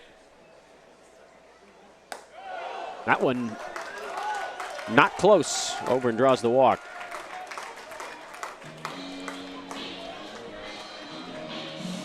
He's starting to shuffle around a little bit down in the Stanford bullpen as Overn works his 2nd walk of the ball game. And a turn out of the way of a fastball high and tight. Nobody throwing yet, just kind of milling for the moment. For Matthews, I think they were hoping to get at least 5 out of him, but the Trojans have made him work a little bit. Really, but for the 4th inning. It's Ryan Jackson now. We'll see if he's bunting. Shows bunt. Did he bunt that ball? No. I think he did. Sure looked like it. Yeah, everybody's going back now. Strange sequence. Home plate umpire didn't really signal anything for about 2 or 3 beats after the ball dropped near home plate. From our vantage point, you really couldn't tell if he contacted it or if it just fell out of Malcolm Moore's glove. But with a runner going like that, you'd kind of want an umpire to emphatically yell foul ball so everybody's not running around and trying to figure out what's happening. Anyway, over and just getting a workout. Throw goes over to first base again.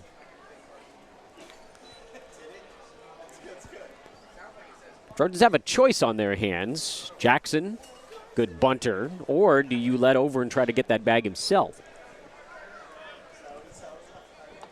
I think I might roll the dice.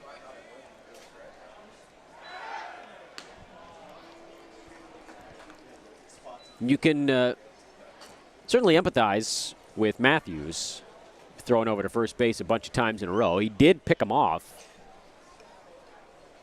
3 innings prior Well, why not try again?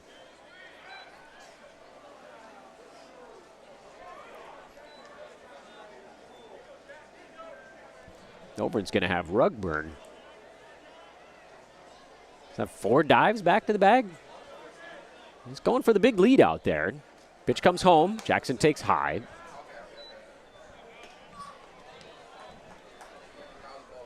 That was almost like a modified pitch out. I don't think it was on purpose that it was up and away, but Matthews had almost no leg kick of any kind.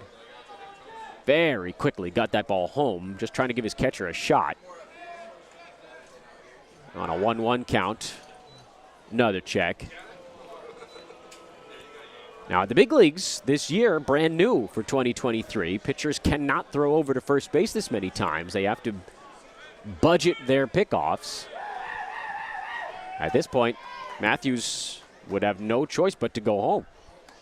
He does, and rushed the breaking ball outside and high.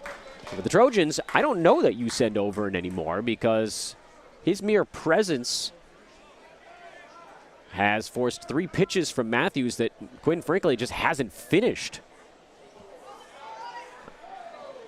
Lollipop throw over to first base. I am no expert on pitching, but when a pitcher doesn't finish their delivery, their stuff tends to be up and away, and all 3 pitches in this at-bat have been up.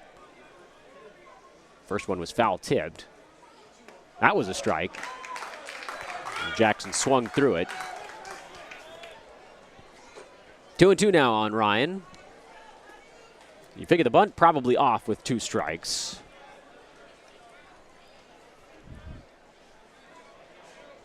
We'll see, I guess. Overton, medium lead. He shortened it up a little bit. Draws a throw anyway. Is that 5 or 6?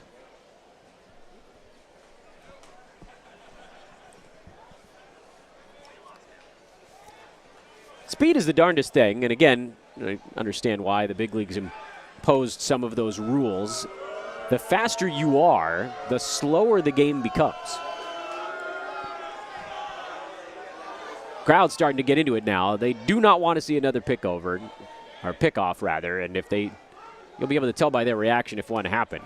A swing and a miss and a fastball takes care of Jackson. Matthews gets his 4th K of the afternoon. And that's the other side of it, is a batter ready for the pitch when they think it's going to be a pickoff throw. The cat and mouse game of baseball. So you do lose a little bit of that with the various limitations they put on things in the majors this year. It's just a different kind of cat and mouse game. When will you use your first and second checks on a runner? I think that's 7. But it's a new at-bat, so I think we have to also start the counter over. The how many days since last incident counter. You can see on your screen there, good look at the video board. 4-3, Cardinal lead. We're in the 5th. Over not going, and that pitch drifts inside to Gabrielson, who walked and struck out. Though the strikeout in the 3rd inning was questionable. Looked a couple inches outside. Swing and a miss. Is that a high changeup, I think? 1-1. I don't know if that's where he was trying to throw the pitch, but it worked out.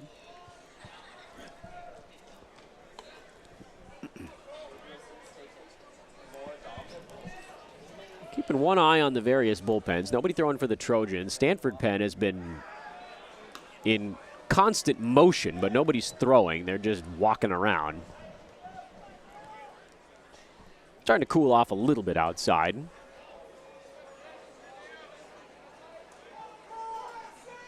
It's 60, 61 degrees, something like that right now.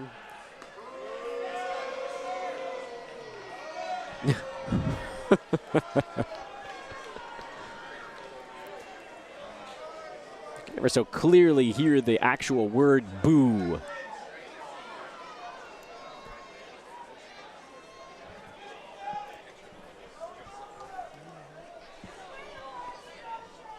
Now I want to see Overton run, but he hadn't gone yet. And there's another one. Overton 4 for 5 in stolen base tries. 4 for 4 in any that haven't started with a pickoff. Just trying to figure out the right moment. There he goes. Pitch swung on and missed. Throw down to second base is in time to get him.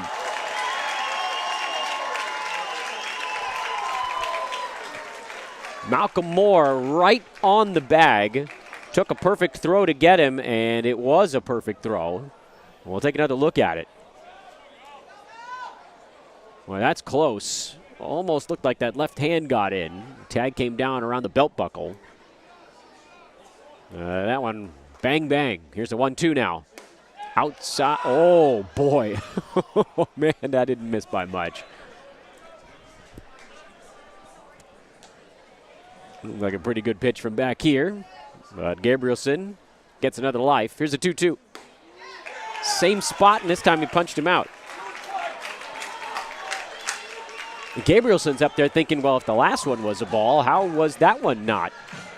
Doesn't matter. He's out. We'll go to the 6th inning. Trojans see over and thrown out, trying to steal in a rare twist, and are unable to score a run. So zeros on both halves. In the 5th, 4-3 it remains.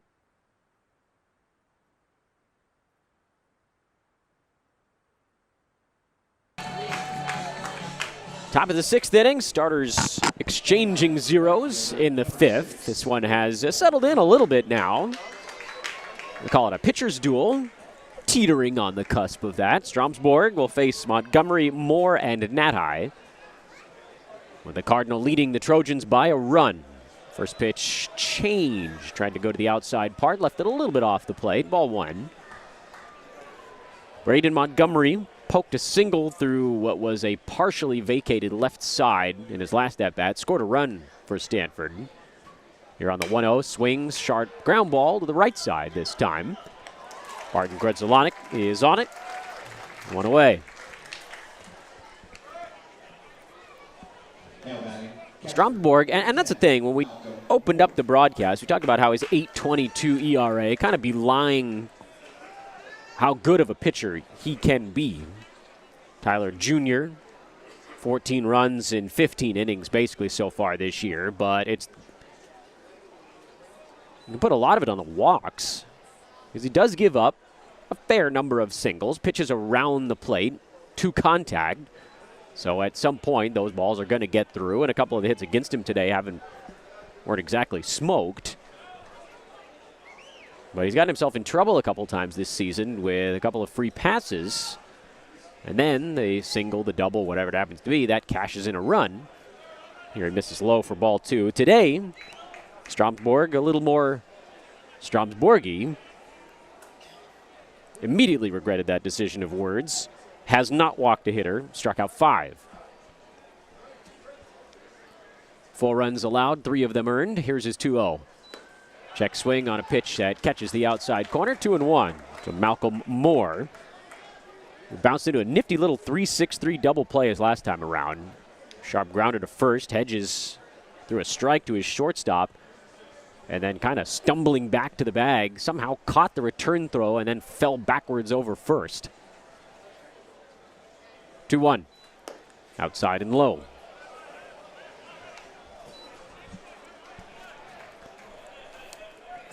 It's a rare hitter's count of late off of Tyler. See if he can avoid the free pass here. Infield, about 2 steps to pull. Here's the 3-1. Pull inside, and he walked him. So Malcolm draws the free pass. First one issued by Stromsborg today. Now batting, third baseman. Again, that is a good sign. 5 1/3. 5 Ks, 1 walk. That's the pace he wants to be on. Well, let's see if this one burns him, though. Here's Natai. Grounded out to third in his last at-bat. That was a nice play turned in by Johnny Olmstead. Throw goes over to first base.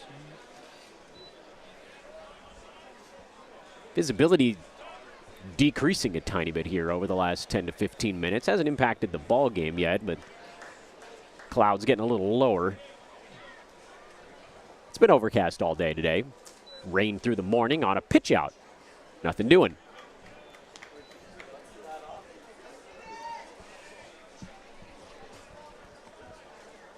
We kind of got our first breeze of the day. It's gentle for now. I think everybody would like to keep it that way.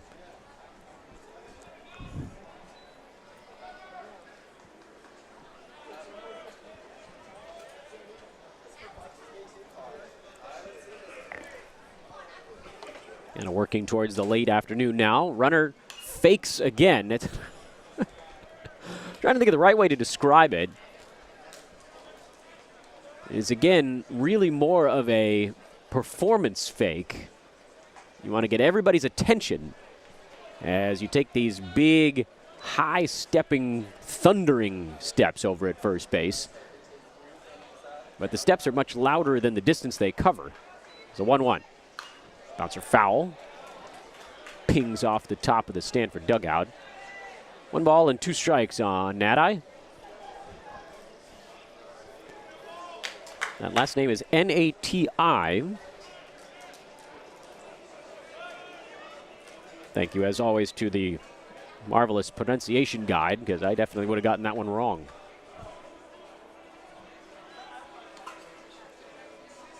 Trojans trying to get a ground ball at somebody here. 1 out, top of the 6th inning. 4-3, Stanford out in front. USC led this game very briefly, 1-0 after the 1st inning. They've been behind the rest of the way. Runner fakes and a shot to short. Oh, what a scoop out there by Jackson. They go down to second for 1 and back to first for the double play. Nifty defensive play by Ryan Jackson on a 1-hop rocket and turns it into a twin killing. Look at that thing come up around his chest. Once you catch it, the rest is academic. We'll go to the bottom of the 6th inning. Another 1-2-3 frame turned in by Stromsborg. Trojans down a run.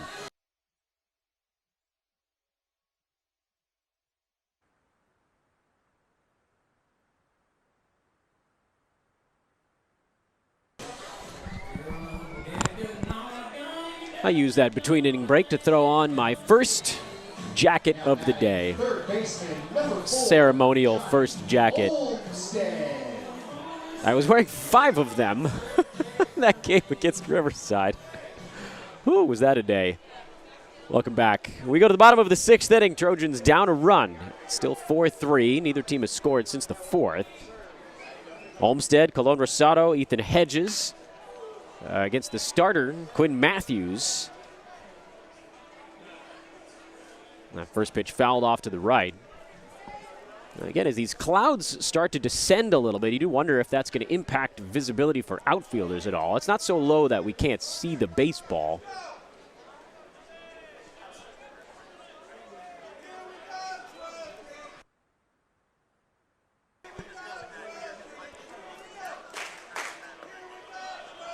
That one down and in for a ball.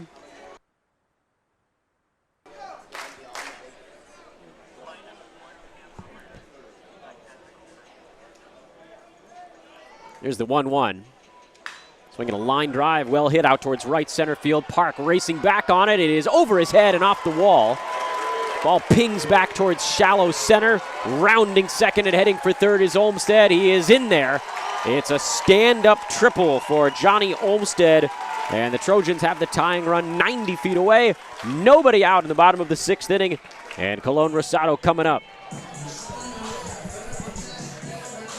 Now batting, designated hitter, number 21, Adrian Colon Rosado. Trojans have hit some balls hard here over the last couple of innings. The Hedges home run, and now Olmstead, who hasn't been retired in this ball game, singled in the 1st, walked in the 3rd, and bangs one off the wall for a triple here in the 6th. Colon Rosado, first pitch swinging, fouls it back to the net.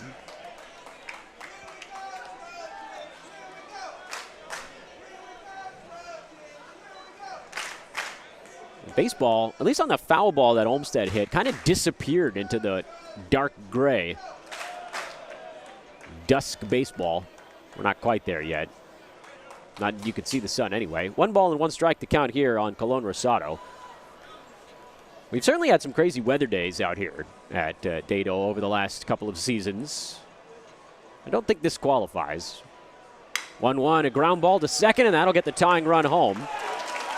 Cardinal were playing the infield back. They conceded the run. Colon Rosado does exactly what he is supposed to. And the Trojans have methodically come all the way back and tied this ball game 4-4. You can hit the reset button now. And while USC celebrates getting that run home, we can take another look in a moment, perhaps, at Olmsted flying into third to get us there. First pitch to Hedges is a little bit low, ball one. Olmsted had a full head of steam going on that play. As he rounded second base, he knew there wasn't going to be any kind of shot. Hedges, meanwhile, struck out and homered today. Here takes a strike, 1-1 the count. It's the first home run of the year for Ethan. First home run of his collegiate career as a freshman. It's a pretty cool moment. Here's Skies, one in foul ground back of first. Not an easy play for Graham, who makes the catch, kind of twisting back towards the line. And Hedges fouls out. Nice defense from Carter Graham. 2 down now in the bottom of the 6th inning. And here's Martin Grizzolani. Now batting second baseman, number 27, Bryce Martin. It's actually starting to drizzle a little bit. Couldn't tell, but a couple of umbrellas and coats just came out in the crowd. It's very light, but it's non-zero. Ball one to Martin Grizzolani.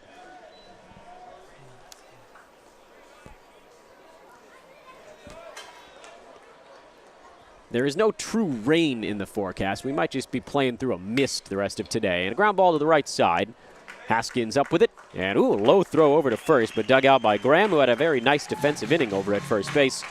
Retires the side. But the Trojans, a leadoff triple for Johnny Olmsted. He comes in and scores on a grounder. USC has come back to tie this game at 4. We'll go to the 7th inning at Dado. Because authentic ingredients make a sub above.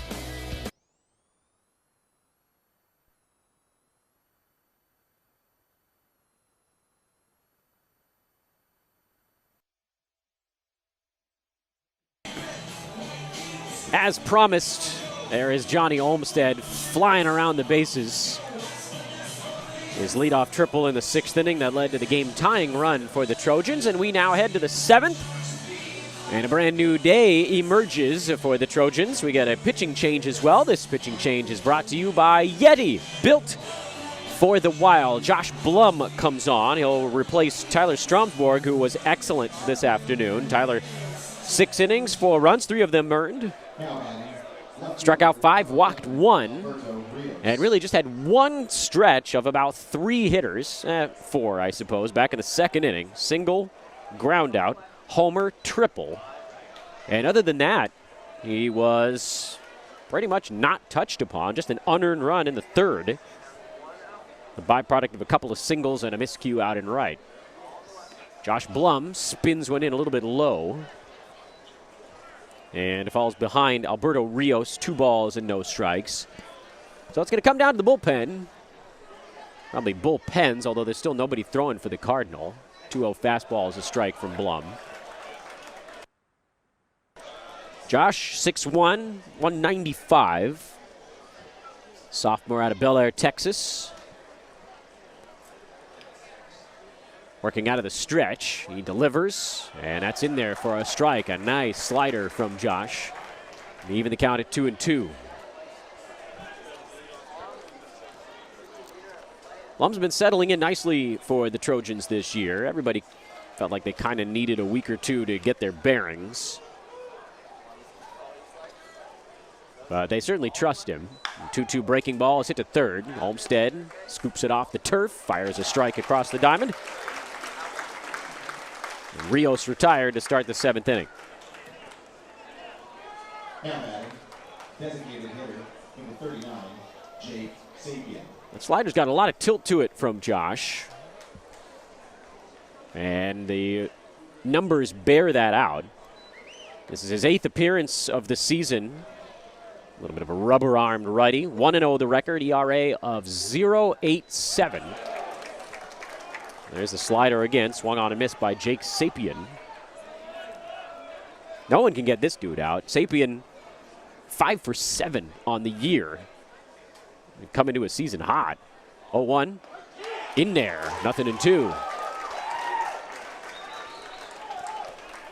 We're talking about Blum and why he's been so successful. That breaking ball is a big part of it. 13 strikeouts in 10 2/3 out of the pen. Only 3 walks, only 4 hits allowed over that stretch. And the only run allowed by Josh was on a solo homer.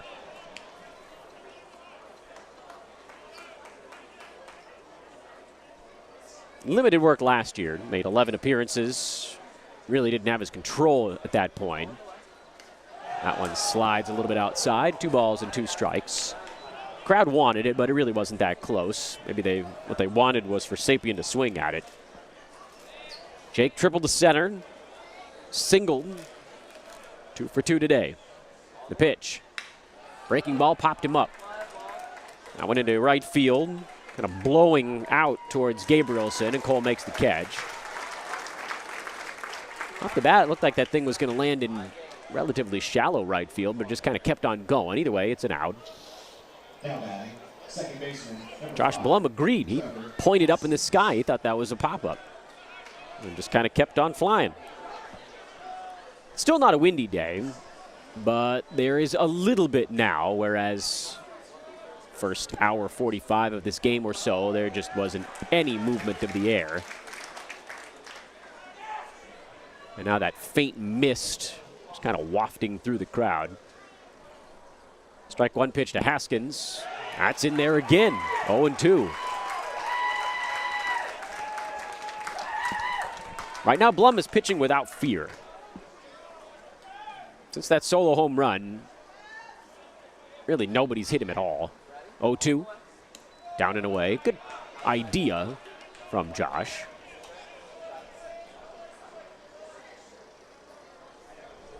Blum 11 innings. You include today in 8 appearances, so he could go more than 1, depending. 1-2 pitch. Got him. A high breaking ball chased and missed by Haskins. Blum collects his first strikeout. The Trojans' pitching has really settled in here after that second inning. We'll go to the bottom of the second.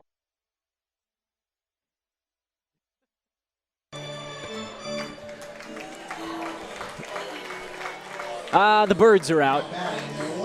What that means, I don't know. I assume it means we're not about to get a deluge of rain.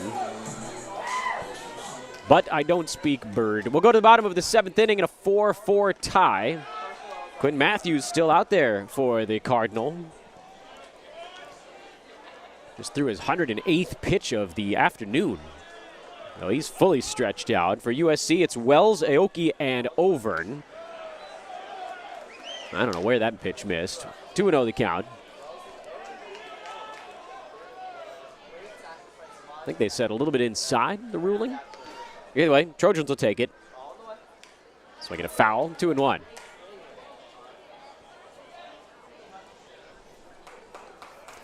Well, sacrificed, grounded to short. 0 for 1 officially.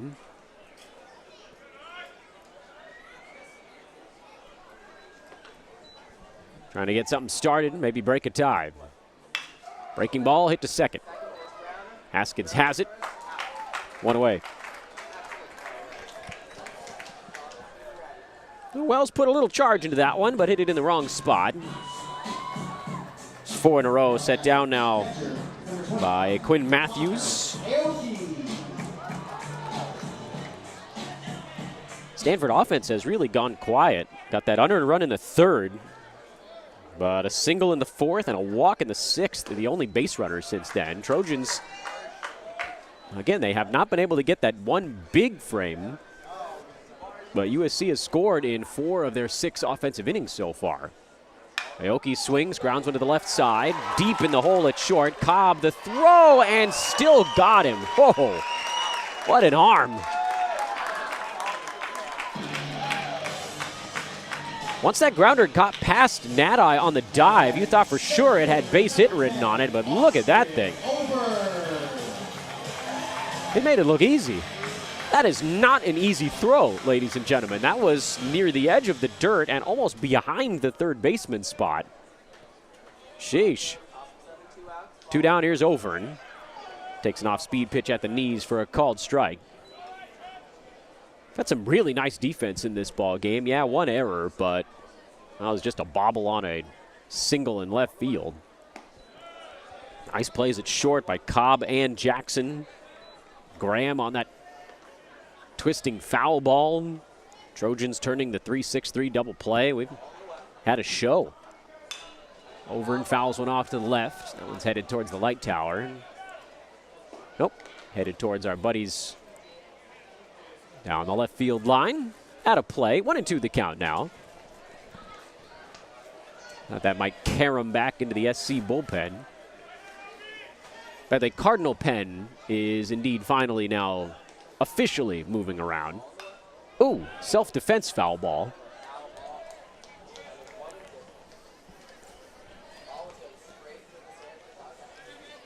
Over and in protect mode.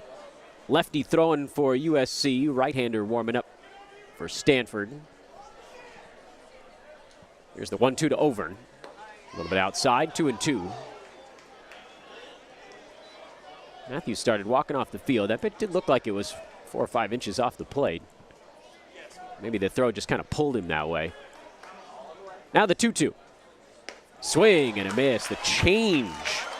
Lefty on lefty changeup takes care of Overn. And for Quinn Matthews, he goes 7. And we are through 7. 8th inning. Around the corner. 4-4 tie.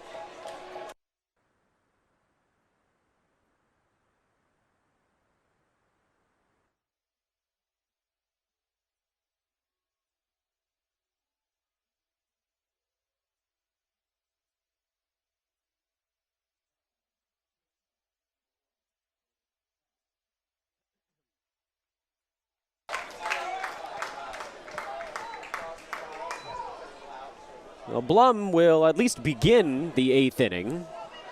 See if he's just facing one batter or more as Josh spins a slider inside. Dan Vespers here at Dado Field. Trojans and Cardinal deadlocked in a 4-4 tie. Game 1 of our Saturday doubleheader. Breaking ball bounced to third. Oh, Olmstead comes up with it cleanly somehow. And then had a half an hour to throw out Cobb. One away. Olmstead continues to dazzle over at the hot corner. You can tell how hard that ball was hit. Well before we could even get the play in view. I figured that Blum was in there to face the righty in Cobb. Now Park, a left-hander, then Graham, a righty, Montgomery, a switch hitter, Moore, a lefty. And the Trojans are going to go to the bullpen and bring in a lefty of their own. So Blum comes in, he faces 4 hitters and retires all of them.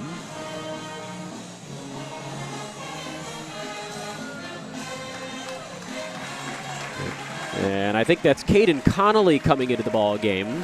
Yep, we just have confirmation on that. So really nice work from Blum out of the pen. And we'll see if Connolly can keep it going for USC.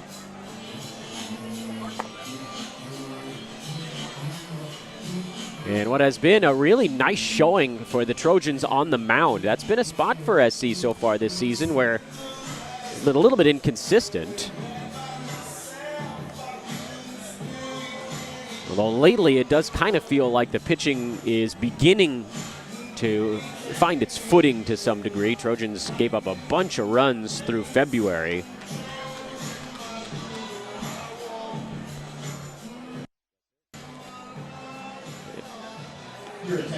Gave up 7 to Sac State, 8 to Tulane here at the beginning of the month, and only 5 to UCLA, but lost that ball game before allowing only 3 runs to Nevada earlier this week in a loss. And so far here, 4 runs allowed. This pitching change, of course, is brought to you by our buddies at Yeti, built for the wild. The numbers on Connolly. Tall lefty, 6'4", 196, sophomore out of Dana Point here in Orange County. Southern California kid.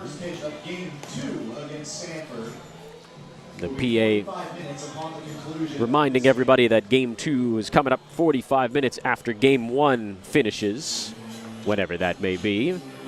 For Connolly so far this year, he's been Well, darn near perfect. He's allowed 1 run in 9 innings. And if you love baseball math, well, that's a pretty easy one to do. ERA of 1. 11 strikeouts, 4 walks over that frame. I suppose 2 runs total. 1 of them was earned. 3 hits allowed. So, but for those 4 walks, he's been darn near untouchable, and the Trojans are counting on that as he goes up against a very difficult Stanford Cardinal top of the order. First one from Connolly is outside and low to Eddie Park, who's bounced out to short, second, and first in this game so far. Only one infielder hasn't handled a Park ground ball. Someone floats in for a strike. We're in the top of the 8th inning in a 4-4 tie in game 1 of a doubleheader. Breaking ball looped up the middle and through. Park did a nice job to wait back and just kind of poked it past the pitcher's mound. That was not a rocket, but it was perfectly placed. And you can see just kind of a soft line drive up the middle. That'll do. It's a base hit for Eddie Park. Stanford has the go-ahead runner aboard with 1 down. And the batter now, the right-hander Carter Graham. Number 31, Carter Graham.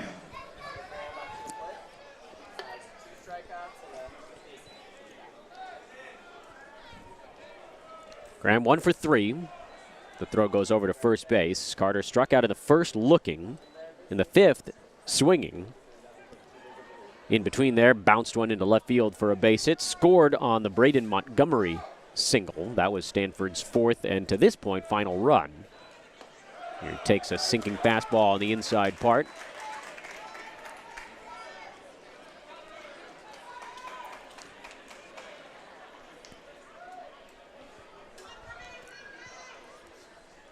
Four runs on 7 hits for the Cardinal. 4 runs on 5 hits for the Trojans.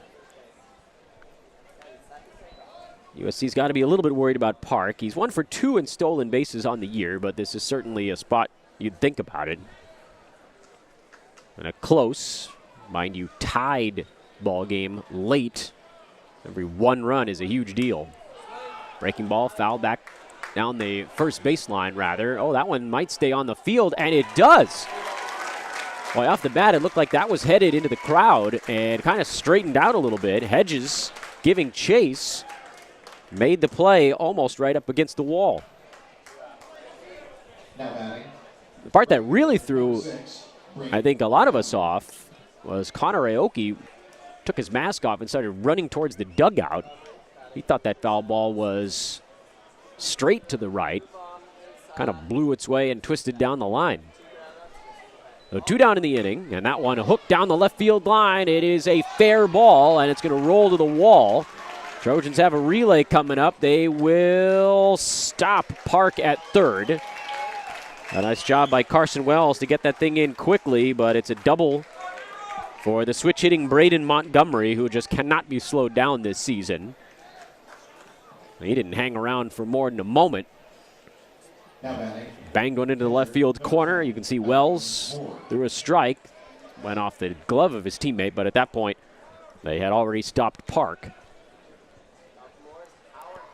So the Cardinal now with the go-ahead run, 90 feet away, but 2 down here in the 8th inning. And it's up to the left-handed hitting Malcolm Moore. Connolly deals. Breaking ball, that didn't really break. Ball 1.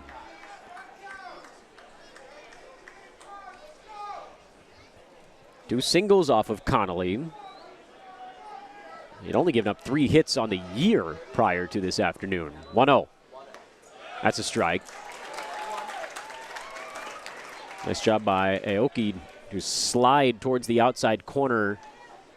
Frame that one back towards the edge of the plate. Gave Steve Mattingly a nice, good, long look at it. Second and third, 2 down. Big batter here. Breaking ball. Whoa. A mighty hack and a miss. 1-2. Moore almost came out of his shoes at that one.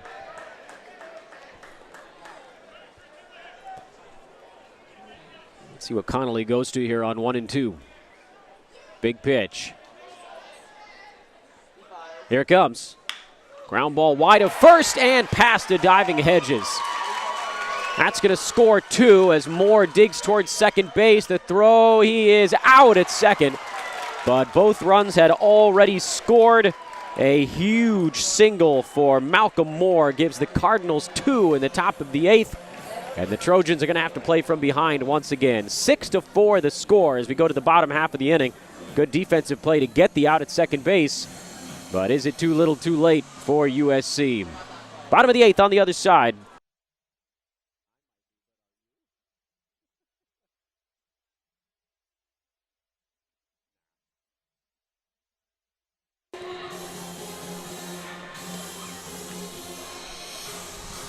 We got a pitching change for the Cardinal here as we head to the bottom of the 8th inning.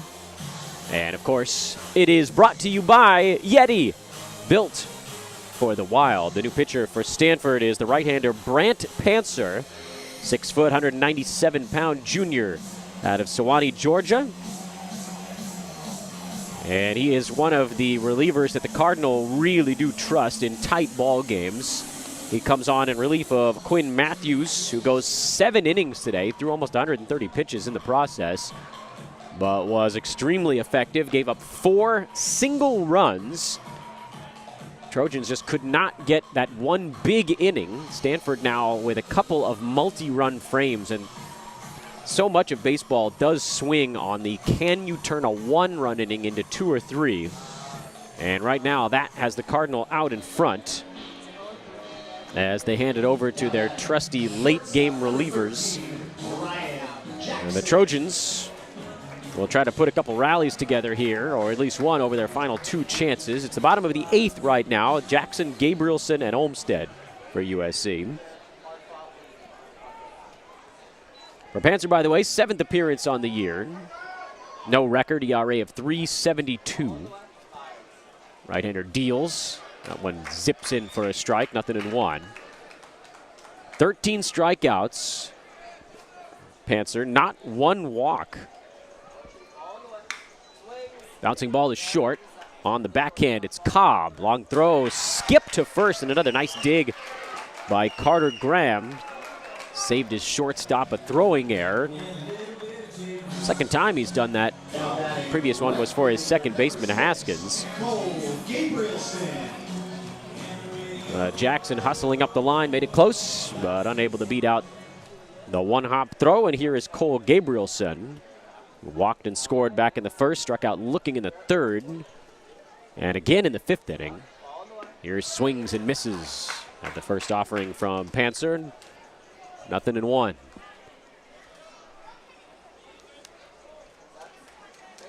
Brant working quickly. Drops a breaking ball outside. 6-4 the score. The Cardinal got 2 in the top of this inning off of the typically very reliable Caden Connolly, but just left a few up and out over the plate.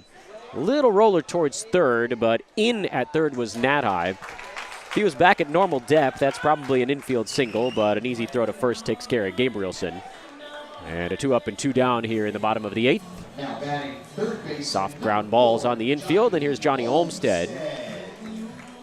He's been locked into this ball game so far. Olmstead 2 for 2 with a walk. Tripled, scored a run, also drove one in. It's 15 out of 48, so I think he officially now is over 300 hitting on the year. He swings, hits a high twisting fly ball down the right field line. Racing into the corner is Montgomery, and it's going to land foul out of his reach. An eventful strike 1 to Johnny Olmstead. We're just so used to fly balls being hit in that direction here at Dedeaux that immediately an invisible hand of wind grabs him and yanks him way out of play. But again, calm skies today. It's rare that you thank the cloud cover for something, but it has really locked in a much more reasonable wind situation. The visibility really is not good. We're lucky that nothing's been hit quite high enough, although that one No, that'll stay below the clouds. Pop up at short. Cobb's under it, and he makes the catch. I'm keeping my eye on some of the towers beyond the right field side. They just sort of disappear into the clouds, but they haven't been an issue yet. For the Trojans, though, they go 1-2-3 in the bottom of the 8th inning. USC running out of time here in game 1 of our doubleheader. We'll head to the 9th. Stanford in front.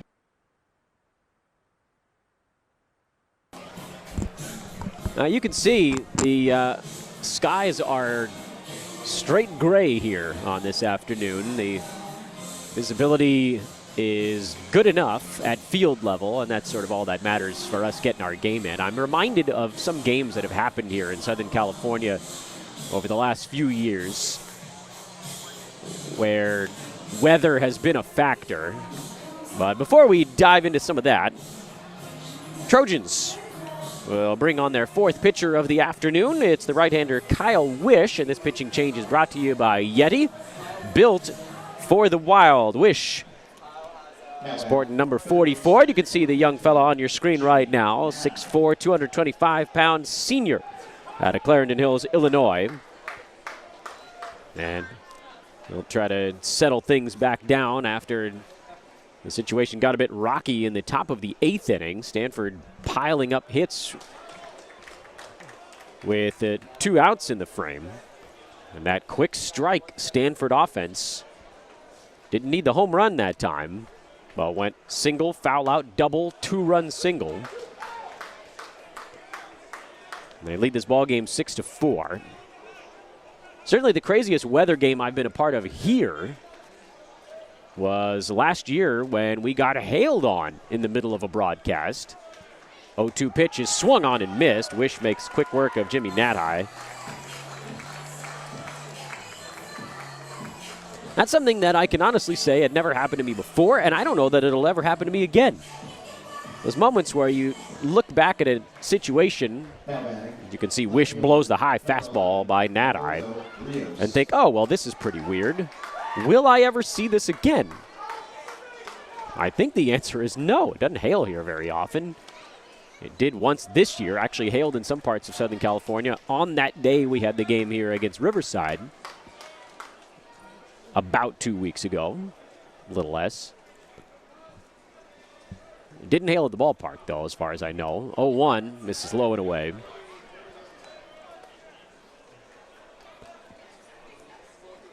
I'm being told it did hail very briefly out here, but didn't stick. So you didn't have the little balls of hail rolling around like we did last year. Ground ball wide of third. Olmstead a diving stab at it, but it just does get under his glove, and Alberto Rios has his 2nd hit of the ball game. We are also, for those that don't know, on the broadcast in an open-air press box, and the front row is about 3 or 4 feet maybe back from an overhang. So with even the tiniest bit of wind, you're going to get it. And we got it. Last year, hail coming down, pinging off the monitor, our scorebooks, the whole deal. We also had a game with about a 30-minute rain delay that was also coming down on all the equipment. I remember the incredible folks back in the production booth racing out here with plastic tarps to put over everything. We're going to get a pinch runner for Alberto Rios. First base, number 4, Saborn Campbell. So Rios, his day is done. All that to say, let's hope we don't have that now. Might end up actually playing center and Park moving to left, but he should stay in the game. Saborn Campbell is the pinch runner. So he comes on for Rios with good speed at first. And the batter, Jake Sapien, takes outside from Wish. By the way, the numbers on Wish so far this year, Kyle, no record. ERA of 5.40. Big right-hander's 7th appearance of the year. Does have a save for the Trojans. Trying to keep this thing just a 2-run deficit in the top of the 9th. Again, game 2, approximately 45 minutes after the conclusion of this one. Based on our current pace, probably something like about an hour from now. We'll see. Give or take. Can the Trojans mount a comeback? Could be longer. Baseball, the game without an official timer on it. although pitches do. I think the strangest weather game I've ever been a part of, believe it or not, was not getting hailed on. Seems hard to beat that. Runner on the move, pitch swung on and missed, throw down to second base is on the wrong side of the bag. Skips away briefly, but stays on the infield. Campbell flying out there, swipes second as the Cardinals try to build on their 2-run advantage.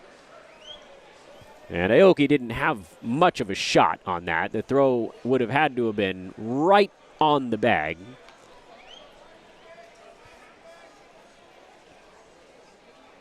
Well, Saborn swipes it. First steal of the year, interestingly, but has played somewhat sparingly to this point. He's in scoring position now with 1 away. 1 ball and 2 strikes on Sapien, who fly to right his last time up. Here swings and misses, and down he goes. So Wish up the ladder for the second time in the inning. Fanned Nadai on the high fastball. Fans Sapien on the high fastball. 2 down in the top of the 9th. And the batter is Trevor Haskins. I want to see if I can slip in the story real quick here. If we can't, tell it in the next ball game. I think we'll do it at the bottom of the 9th. But the strangest weather game I've ever been a part of actually happened across town at Page, where home of the LMU Lions, in a game that was actually fogged out.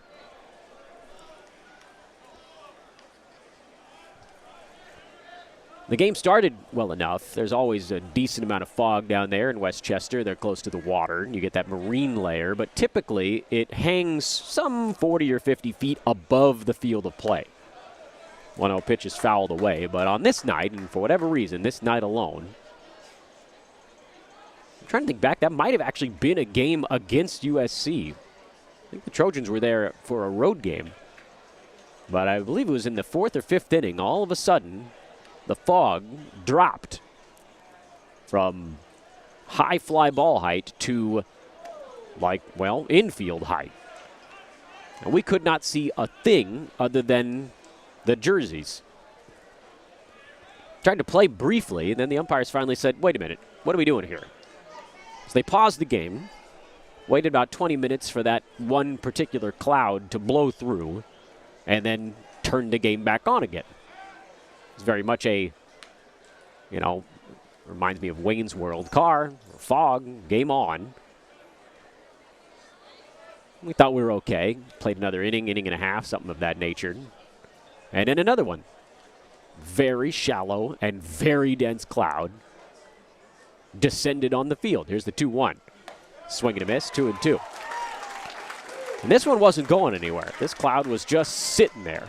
So not only did the umpire stop the game, but they asked a player on LMU, well, at first they cleared the outfield, and they asked a player to hit a fly ball into right field. Just hit a fly ball. Like during batting practice. Just hit one out to right. And they had a couple of players standing somewhere in the vicinity of where they thought the ball was going to go. And the umpire said, see if you can track it. So a player hits his fly ball up into the fog. It completely vanishes. Player in right field is trying to track it. He follows the ball to about 100 feet from where it actually ended up.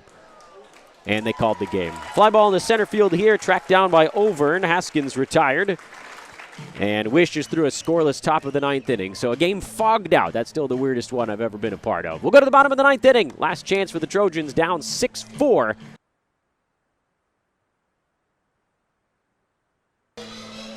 I'll tell you what, I'm watching those commercial breaks with all of you guys, and I think I may get a sandwich between ball games. We got a 45-minute break coming up between Game 1 and Game 2 of our doubleheader, so you can hang out with us all day and all night. And for the Trojans, trying for a 9th inning comeback. They trail at 6-4. Cardinal pushed out in front of the 8th, and that one a line drive, but right at the shortstop. Owen Cobb makes the grab, and Colon Rosado, who was just trying to go with the pitch the other way, but a little bit of bad luck. 1 away. So Colon Rosado goes 1 for 4 with an RBI here in Game 1. And here's Ethan Hedges, who's 1 for 3 with his first home run as a Trojan. Takes a breaking ball low. Start the at-bat, 1-0. Pitchers of record are Connolly for the Trojans. That fastball's in for a high strike. And Matthews for the Cardinal. Quinn went 7 innings. Cardinals scored in the top of the 8th. Brant Panzer, his second inning of work. Pitched a 1-2-3 bottom of the 8th inning. He's faced 4 batters. He's retired them all. He is in line for a potential save. That's in there, 2-2.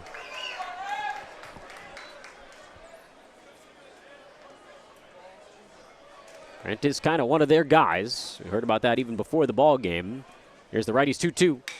Fastball lifted in the air to right field, but off the end of the bat. Montgomery started back, now slows up and makes the catch. Just kind of drifting with the very slight breeze, and now USC down to their final out. Second baseman, number 27, Bryce Martin Grizzolonic. Last man standing here on this afternoon tilt.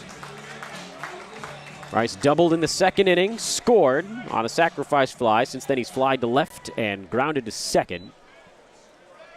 USC just wants a base runner, get the tying run up there. That's a nice breaking ball from Panzer at 0-1.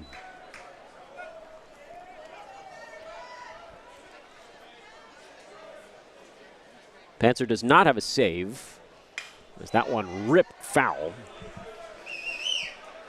Stanford has a team, interestingly, despite 9 wins, only 2 saves. A lot of their games have been wide scoring gaps. Closer games were with Rice. 0-2, very high.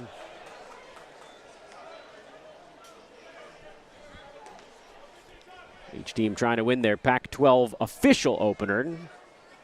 Trojans and Bruins played, but that was part of an event. And now the 1-2. Swinging a line drive, base hit up the middle. Martin Grudzolonic keeps the ball game alive. The Trojans will get the tying run to the plate in the bat of Carson Wells. So not quite ready to roll over yet. Does USC have a little magic in the tank?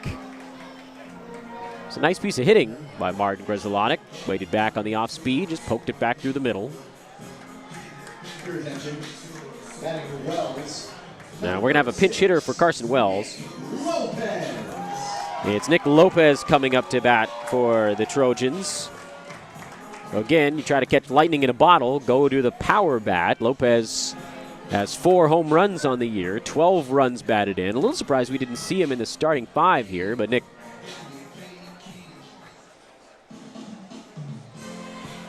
is announced, and immediately we're going to get a visit to the mound. Perhaps about pitching strategy here would be my guess. There is a lefty getting ready for the Cardinal, but would they dare take the ball out of Panzer's hands when he's thrown this well, set down 5 in a row before giving up the single to Martin Grudzolonic? It's something that you see more of at the collegiate level. Sometimes they'll let a pitcher go if their stuff is good, but nope, we're going to get the pitching change. So the Trojans make their move, the Cardinal counter. And so Panzer goes an inning and 2/3, but will not close this thing out. And the new pitcher for the Cardinal is the lefty Drew Dowd.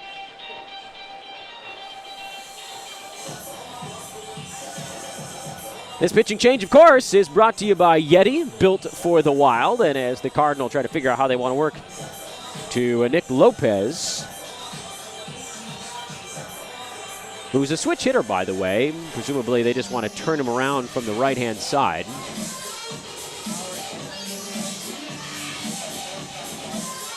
A book on Lopez, perhaps that he is a bit more comfortable hitting left-handed. And we'll see how this strategy plays itself out. But the numbers on Dowd on the year.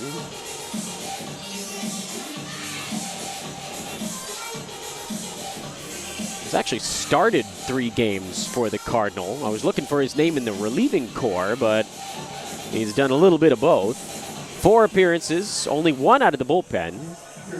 No record, ERA of 3.65, 12 strikeouts, 9 walks in 12 1/3 innings, but he has been hit a little bit. 15 hits and those 9 walks, so 24 base runners. And a hit by pitch makes it 25 in 12 innings. It's an interesting strategic move by the Cardinal, but perhaps they're grooming Dowd to move towards the back end of the bullpen. He's not in the slated pitching matchups over the weekend. Cardinal went with Matthews here in this one. Matt Scott will have the nightcap. He's been brilliant so far this year. And then Joey Dixon, who's actually been pitching exclusively out of the bullpen to this point, is getting his first start of the year, or he's the probable for tomorrow afternoon. Nick Dugan has started 3 games. Ty Uber 1, Torin O'Haran 1, Trevor Moore 1. So there's a little bit of a mix and match thing going on. But for Dowd, just about ready to go. And that indeed was his final warm-up toss. So here comes Lopez with Martin Grudzielanek over at first on a 2-out single here in the 9th inning. And Nick Lopez, you can bet he'll be swinging from his heels a bit. Trojans down 2, Lopez representing the tying run. Dowd a check of the runner, really not much to worry about there. Zips a fastball that just does catch the outer edge, 0-1. You can see the stuff is pretty good from Dowd. Big lefty. Caught a few of those breaking balls warming up. A lot of tilt on it. That fastball is in the dirt. Scooped by Moore. 1-1 the count.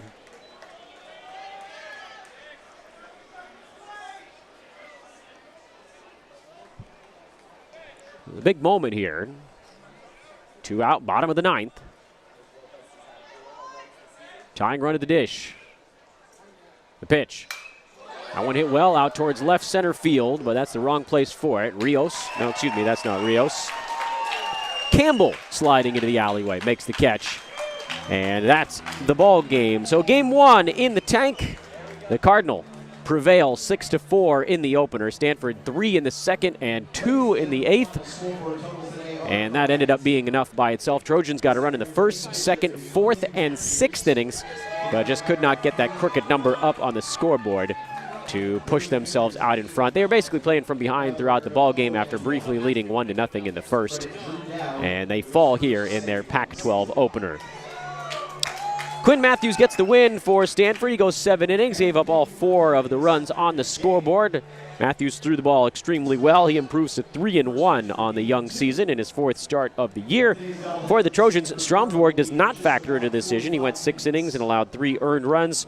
Caden Connolly gets tabbed with the loss. Caden really the first blemish on his ledger so far this year. The save goes to Drew Dowd, who came on to get the final out.